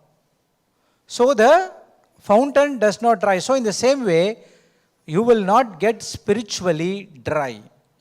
You will experience that spiritual dry in your soul when you allow this unforgiveness to happen. Okay? And this forgiveness, it's the only medicine to heal your soul. Praise God. Thank you, Jesus. Hallelujah. You can experience. Today, I'll tell you one thing. Holy Spirit will remind you tonight when you sleep. He will remind you every person that you are about to forgive. Okay? He will remind you every person that you have to forgive. And then you have to take a decision. If you say, I can forgive this person, okay, forgive. No, this person, no. This, okay. This, no. What will happen? While getting up tomorrow, you will be spiritually dry. You will feel a lot of heaviness, tiredness. Do you, when a snake comes into your bedroom, snake, naga, okay, people are thinking snake, it's okay. When it comes into the room, what you will do? It's okay, it is under the bed, let's go and sleep. Will you do or what you will do? So, okay, anyhow you are not going to stay in that bedroom. So after coming out of the bedroom, what you will do? You sit in the hall and do the ping like that or what? Either you take a stick or someone to call and removing that. When you sleep with this unforgiveness, you are sleeping with the snake. When you have jealousy in your mind, you are sleeping with the snake. When you have hatred in your mind, you are sleeping with the snake. And that's what people, when I get, Baba, I'm getting today, my head is paining, can you give me a cup of coffee? Even they drink 10 cup of coffee, the headache will be there. But the problem, the root cause is unforgiveness, hatred or envy or strife, anything might be. That's what he is saying in Mark 11:25. When you stand in prayer, first you forgive everyone you have to forgive, and then your heavenly Father will forgive. Otherwise, your prayers will not be answered. Your prayers will not be answered. You will not inherit the kingdom of God. You will not get the blessings, and everything will be stopped. So what we wrote, when you forgive, it connects more deeply with God, encourages a closer relationship with Him. How you can go closer to God?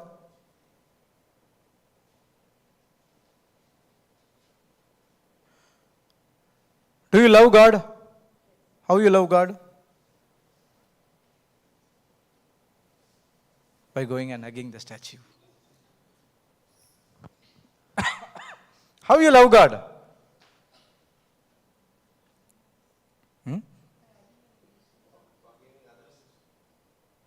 Okay, forgiving others, you love God. Following is? Who said that? Following is correct. My name is also Jude. Now everyone is thinking, oh, really? Yeah. Praise God. So see, the command, when you obey the word of God, that's where we go closer to the Lord. Now you can ask yourself whether you are closer or how you are distance between you and the Lord. You don't need to tell to me. You can tell to yourself and you can analyze yourself. Are you really closer to God? Are you really going closer to God? Or you are coming away to God?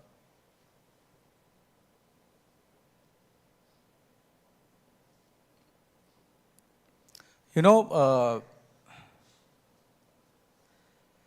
when someone, okay, the sheep go astray, and the sheep is the only animal, it cannot come back. Every other animals will come back, even the pig will come back. Sheep doesn't come back. So that's the reason the sheep has the shepherd. Praise God. What is the duty of the shepherd? To guide the sheep to that place where it all stays. And even if that one sheep goes away, that shepherd goes and take it and come back. Praise the Lord. Thank you, Jesus. We are compared as a sheep. When we go astray, someone has to come and give the word and tell us so that we can follow him. So all these days we were operating in unforgiveness. Yes or no? Yes or no? For other things you laugh, everything comes out very loud. And when come, yes, yes. Louder, yes or no? So you cannot do it on your own. You go and ask repentance. That's what sister was teaching you in the morning, in the afternoon. True repentance, true forgiveness. Go repent and sit in front of God. You don't need to share with others. You go and share with the Heavenly Father. He is very much interested to have a good relationship with us so that we could spiritually renew ourselves. And God, in book of John, verse 24, it says that true worshippers worship God in spirit and in truth. Only the truth, the word of God, can get closer to God. So when you go and forgive others, and that is one of the main character of God, which helps you to go closer to God. When you go closer to God, you experience the spirit-to-spirit touch. And that's where you renew, that's where the spiritual renewal happens. See, that's what born again is all about. What is that born again? All this time, before coming to the word, even though the word has been given to you, you did not understand or you rejected it. But something happened, you need something and you came to Jesus, and Jesus has given His Spirit and made you born again, and from that day onwards, you start to understand every spiritual things which has been taught in the church as well as in the retreat centers. Now you put into practice, obeying everything what God said, and now you are going closer to God. One of that main thing is forgiving others. See, the hatred, these things are the root cause of unforgiveness.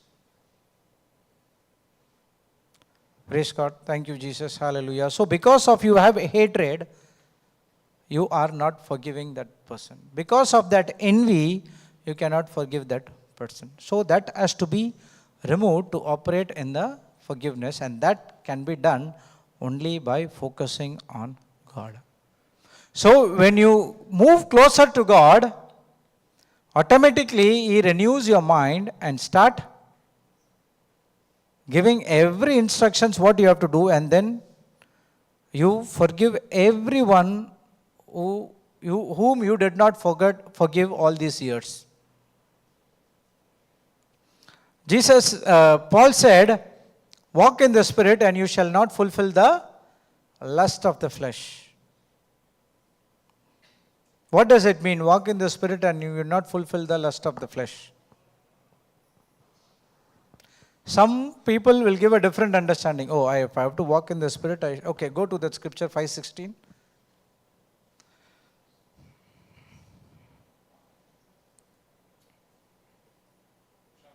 5:5, Galatians 5:16.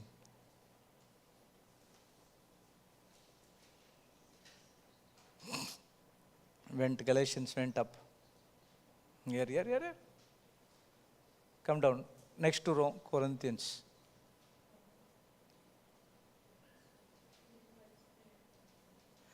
This I say then, walk in the Spirit, and you shall not fulfill the lust of the flesh. Walk in the Spirit and you shall not fulfill the lust of the flesh. So some people will teach, okay, if I have to walk in the Spirit, I have to stop acting in the flesh. But you cannot do it unless and until the Holy Spirit comes into you. You cannot stop the works of the flesh unless and until the Holy Spirit comes into you. So even though you have fleshy things in your mind, you start operating in the Spirit, walk in the Spirit. If I take that what does mean walk, the topic will change. Praise God. I will explain you in the last day. Okay. So walk in the Spirit means to hear everything what the Holy Spirit says, and when you fulfill that, you will not fulfill the lust of the flesh. For example, what's the time now? 8:27. By 9:30, there will be a van out there. Who is coming with me to rob a bank?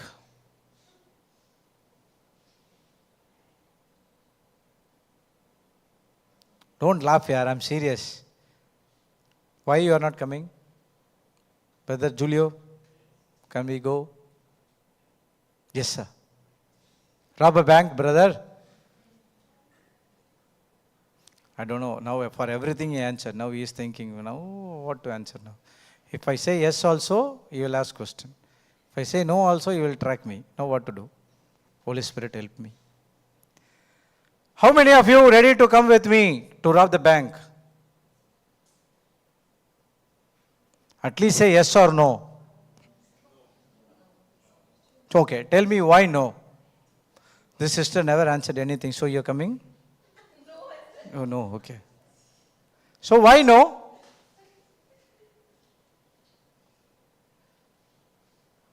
Why no? I can read the mind voice, brother. I need some money. Now the word of God says no, but what to do now? Why no? Because the word of God has taught you robbing is a sin. And you cannot do it. Why it's a sin? Okay. What is the sin over here?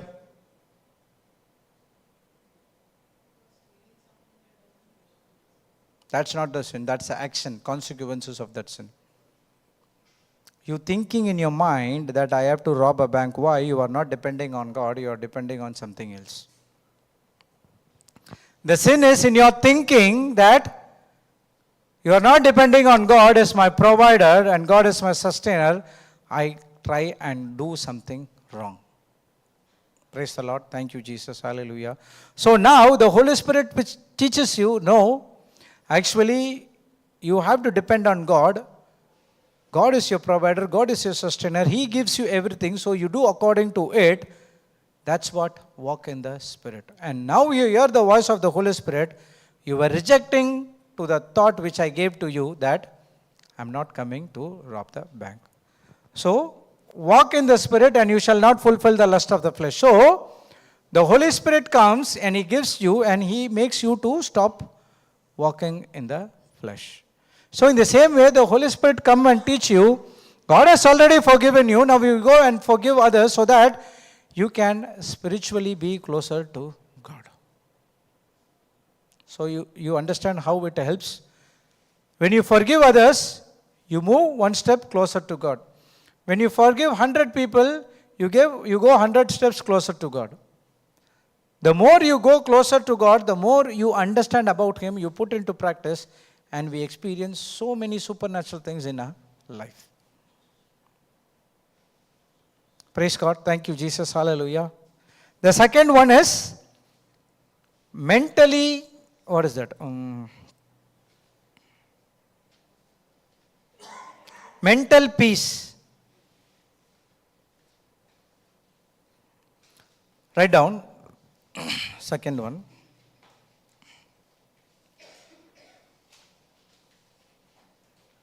Forgiveness can lead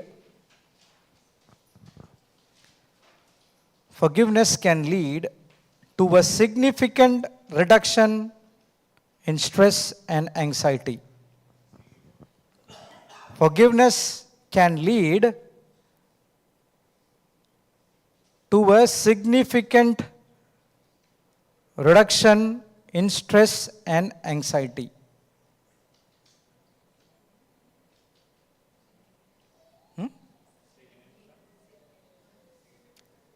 Significant reduction.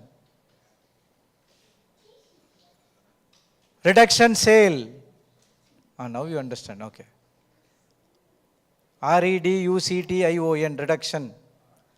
Or you can write reduce. Reduction in stress and anxiety.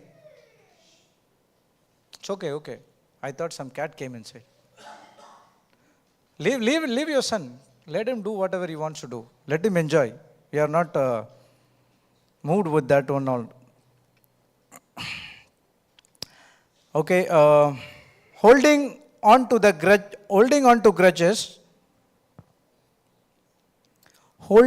grudges and bitterness,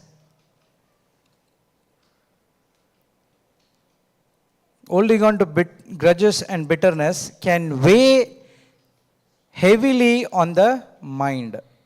Can weigh, WEIGH, weigh heavily on the mind. Leading to negative thought patterns. Weigh heavily on the mind.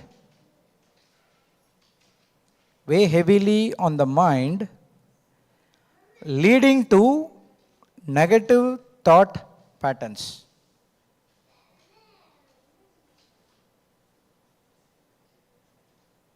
Leading to negative thought patterns. Forgiveness allows us to release these burdens.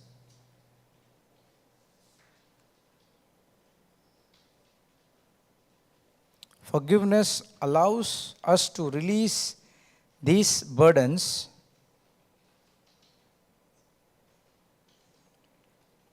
offering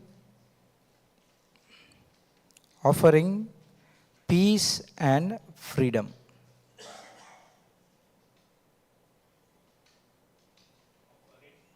Peace and freedom.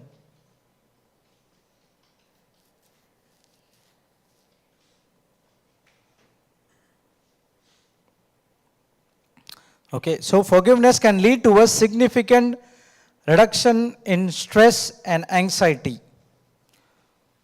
Philippians 4:6.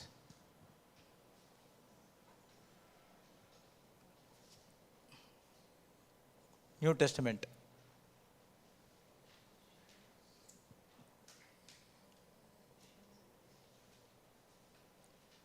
Go to AMP, AMPC. Here. AMPC.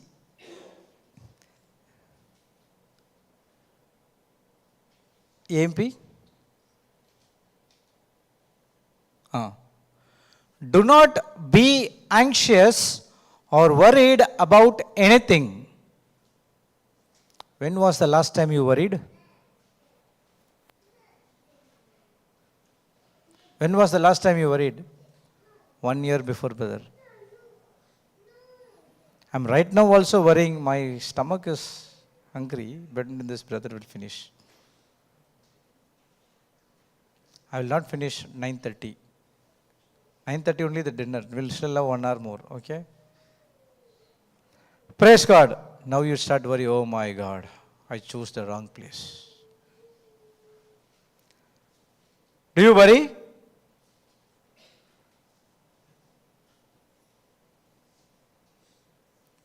Brother, they are not speaking. What to do now? You get 200 pages tomorrow. Okay, whatever questions I have, I'll write it and give it to them. So they will tick mark and they'll answer from them. Do you worry or not? So the Bible says, do not be anxious or worried about anything. Then why you are worrying?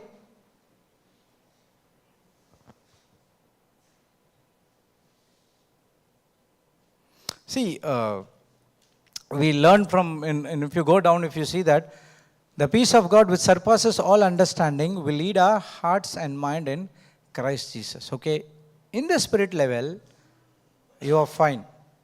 And when you do everything according to the word of God, you move closer to God spiritually.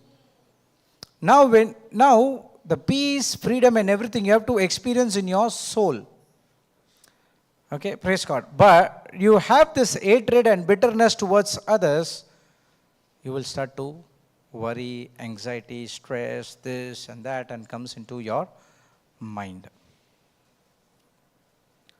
You know, sometimes you might have done, you haven't done something wrong, but your neighbors have done something wrong to you, and you will worry, how come this person talks about me? Okay, you know what color dress you wear last year, same day?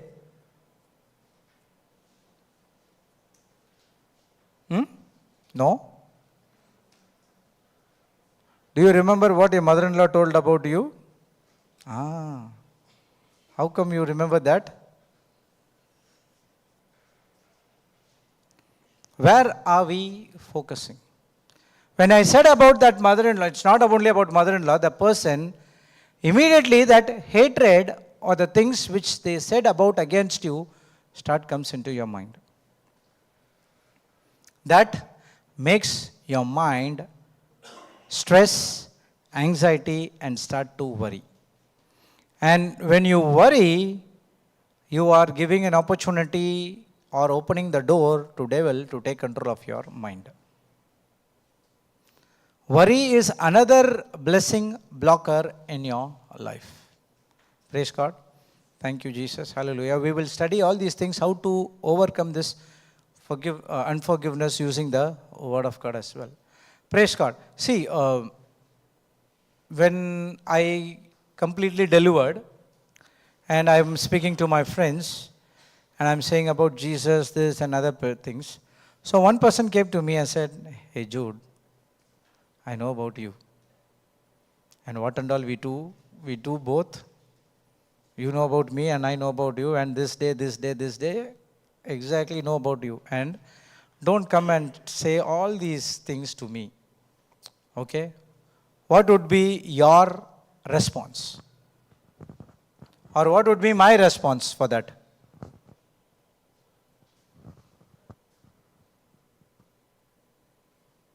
If it would have been the regular Jude, would have given back to them. But you know what I said? Oh, is that so? That Jude is died a long time back. I am a new creation in Christ Jesus. Now he did not understand what is this long time back, new creation. Then what you're talking about? What is this new creation a long time back? Then I have an opportunity to explain what really happened to me. So when you are a new creation that is born again, all your past has nailed on the cross. You are a new creation. You are like Jesus and you can do the same thing what Jesus can do. So now your status should be, if someone comes and tell you something worrying, you doesn't care. That's what he's saying. Hey, go to 6 men.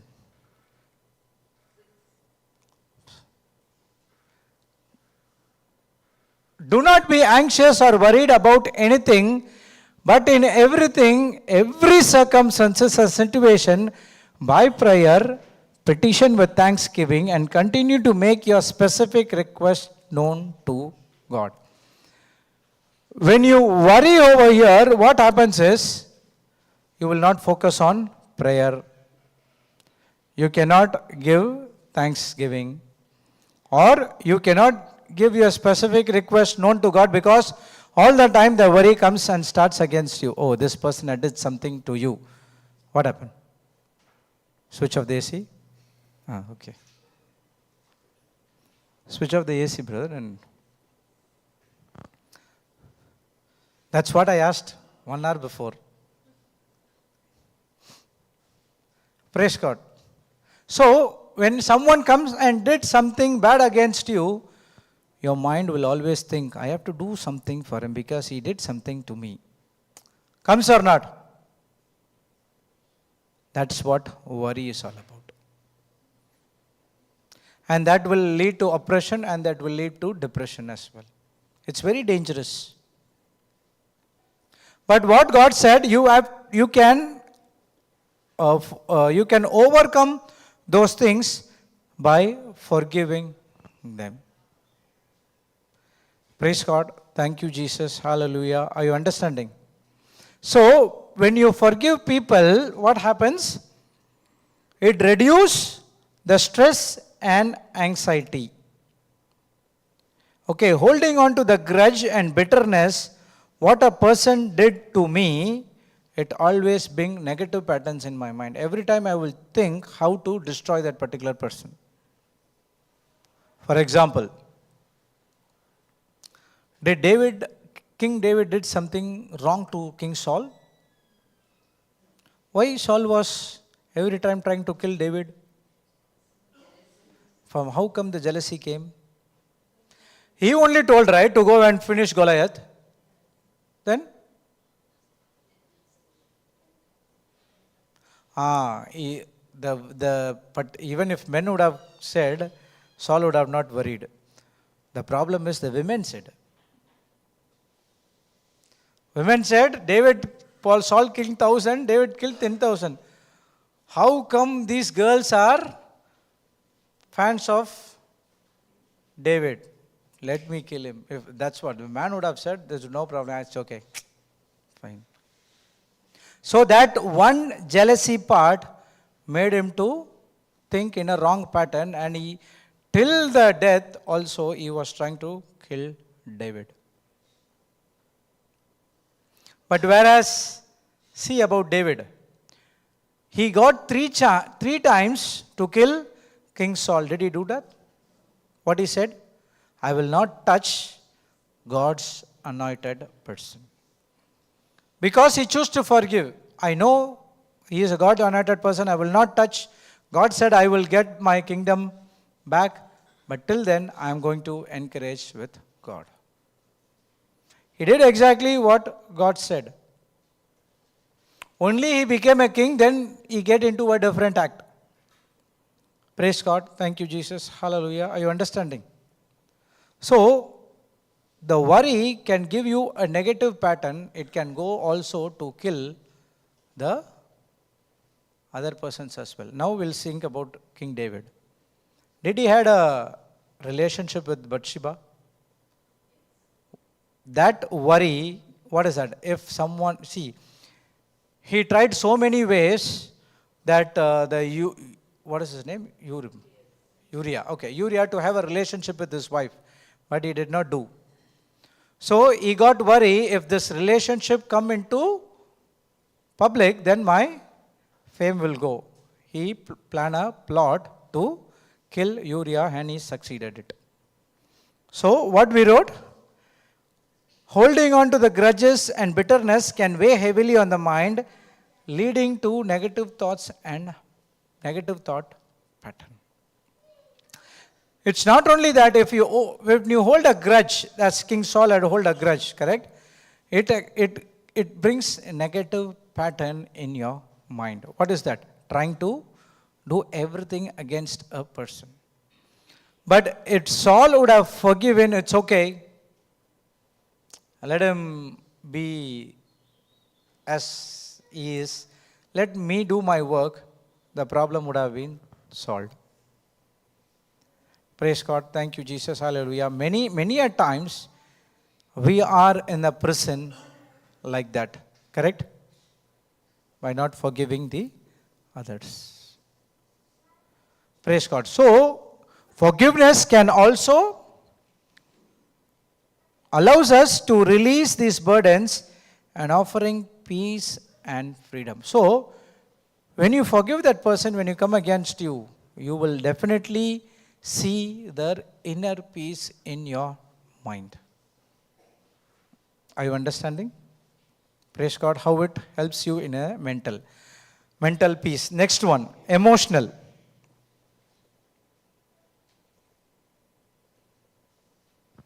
Write down. This is the last, okay?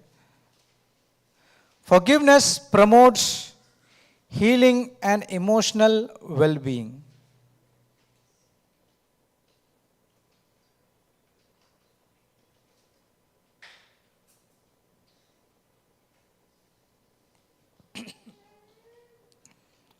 Forgiveness promotes healing and emotional well-being. It enables us to move past hurt,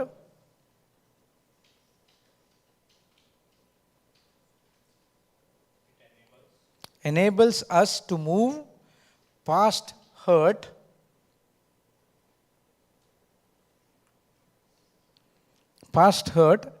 and resentment,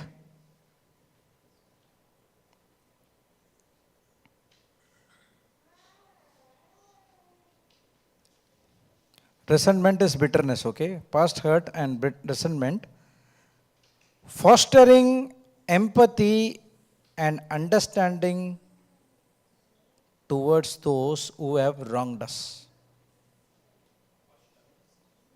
Fostering empathy and understanding towards those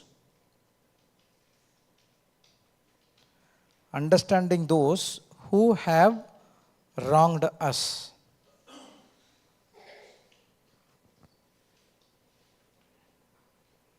Understanding those who have wronged us.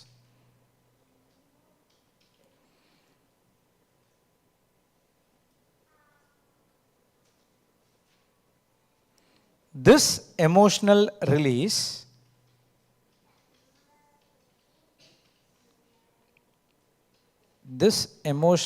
release enhance our relationship, enhance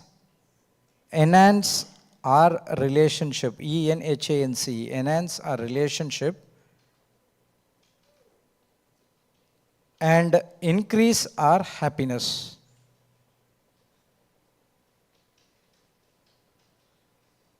And increases our happiness.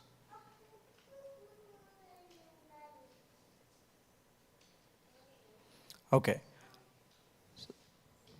See, that's what I said. In the soul you have choosing, thinking and feeling. Okay, this is also based on that. When you get from the spiritual, you choose to forgive others. When you choose to forgive others, you are emotionally set free. Okay? There is a teaching how to control your emotions as well. So, okay, when you are free, you can listen to that. So, for people who are emotionally could not able to control anything, so they can listen to that teaching again and again and again. Okay, in that teaching, it will Papa will be teaching what is the root cause of you are getting into emotional. Praise God. Okay. So what we wrote, forgiveness promotes healing and emotional well-being. Okay. God created these emotions, correct? Okay. He created emotions so that we could take control of that emotions. But actually, emotions takes control of us, correct? Most of the time. Who is a weak person? Who is a weak person? A person who cannot control his emotions is a weak person. Have you seen people shouting? Even I also shout top of my voice. You haven't heard my shouting, you go and ask my wife. She will shout, I also shout, shouting, it will be good. Praise God. That is emotional. What happens? Emotional takes complete control of our lives. So, a person might be strong and he will shouting, oh, you might think, oh my God, he's shouting like anything, he's so strong, but actually he is emotionally weak. To stop people understand that he is emotionally weak, he shouts on top of his voice. A strong person who could able to control his emotions. Jesus could able to control his emotions. That's what he said. Forgive, Lord, forgive them, for they do not know what they do. And even when he prayed 3 times, he shed blood in the Garden of Gethsemane. He still prayed a prayer, Lord, let it be your will. He was holding the emotions. He was taking control of the emotions. If we would have been there, sit and cry, Lord, I'm walking, kneeling from this Gethsemane garden to the Jerusalem temple. Please remove this cup of suffering. Most of the people who do that, they'll go on an emotional bonding.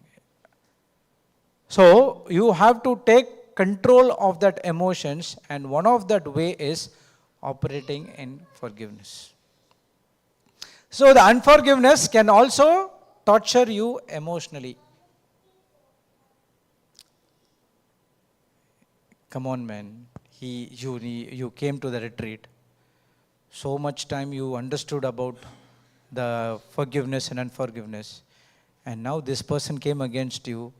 Still you are not forgiving you. Still you cannot forgive them. And the same devil will also come in another way and he will say, that person did so many wrongs against you, you going to forgive them? So both the way you get tortured.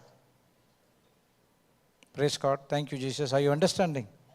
So we have to be, the devil is very subtle. You have to be very, very, very, very vigilant about these things.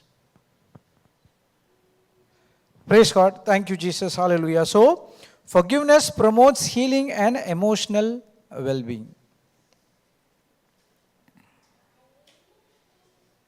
What we wrote, emotional well-being and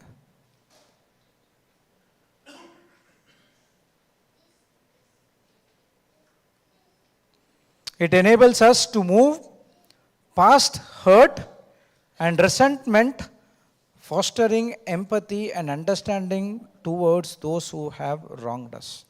So, always remember, if a person is coming against you, that's because it's not that person who wants to come against you, that is an evil spirit operating inside of him that wants to come against you. Praise God. Thank you, Jesus. Do you know that? If a person coming against me, it's not that particular person. There is an evil spirit who's operating inside of that person want to come against me. And those evil forces can be binded through the power called love. That's what I said. When you forgive others, you need the root called love. Every action of forgiveness done by love. So when you have love, we can easily forgive others. And when you go and forgive others, praise God, it will be very easy for you to move on to the next level. Praise God. Thank you, Jesus. Hallelujah. Introduction is over. It's okay. We learned about forgiveness and how forgiveness helps you in the spiritual, mental, as well as in the emotional way. So, everything is in your hands now. Who say, so people raise your hand that God is responsible for my life. Who agree? God is responsible for my life. No one? Now you say, why you don't raise your hands? Then who is responsible for your life?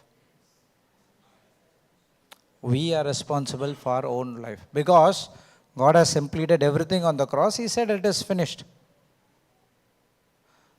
So now, He says your salvation and redemption and your plan entirely is finished. Now, it's up to you. You take what I finished and you put into practice, or you just neglect and walk back. It's your choice. Praise God. Thank you, Jesus. Hallelujah. Any questions? You should have a lot of questions. Okay, let's see whether tomorrow you'll have questions or not. So you go through what and all you studied today, and today 2 sessions what happened. So you go through, definitely you will stuck on something, you will come and ask tomorrow. Praise God. Thank you, Jesus. Hallelujah. Anyone willing to do Thanksgiving prayer? Okay, today we'll do. From tomorrow onwards, I do not know about other teachings. Someone has to come, volunteer to do the Thanksgiving prayer. Will you come? Will you come for the class? For that also. Okay, praise God. So let's close our eyes. Thank you, Heavenly Father. Thank you, Jesus. Thank you, Holy Spirit, for this beautiful day. Thank you, Lord, for helping us to choose what you completed on the cross, that to forgive others. Lord, I know through my own willpower, I cannot forgive others. But through your grace and faith, which I received through the Holy Spirit, I can able to do that. Thank you, Holy Spirit, for filling me with your love. And through that love, I can experience the grace and faith which God has given to me. And through this love, I could able to forgive everyone who is coming against me.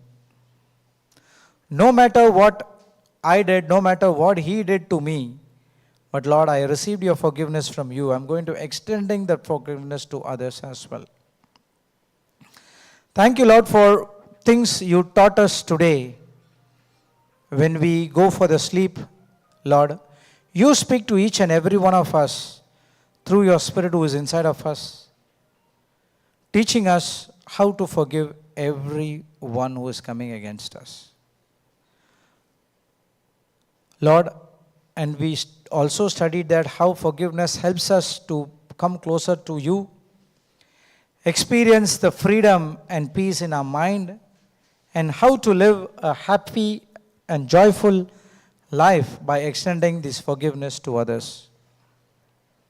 Thank you, Holy Spirit, for teaching in a simpler way with the practical examples and understanding from the Bible.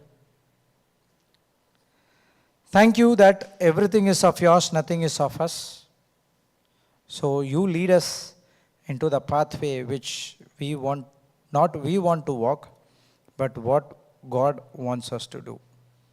We thank you and we praise you in the glorious and mightiest name of Jesus. Let all God's people say, Amen. Praise the Lord. Thank you, Jesus. Hallelujah.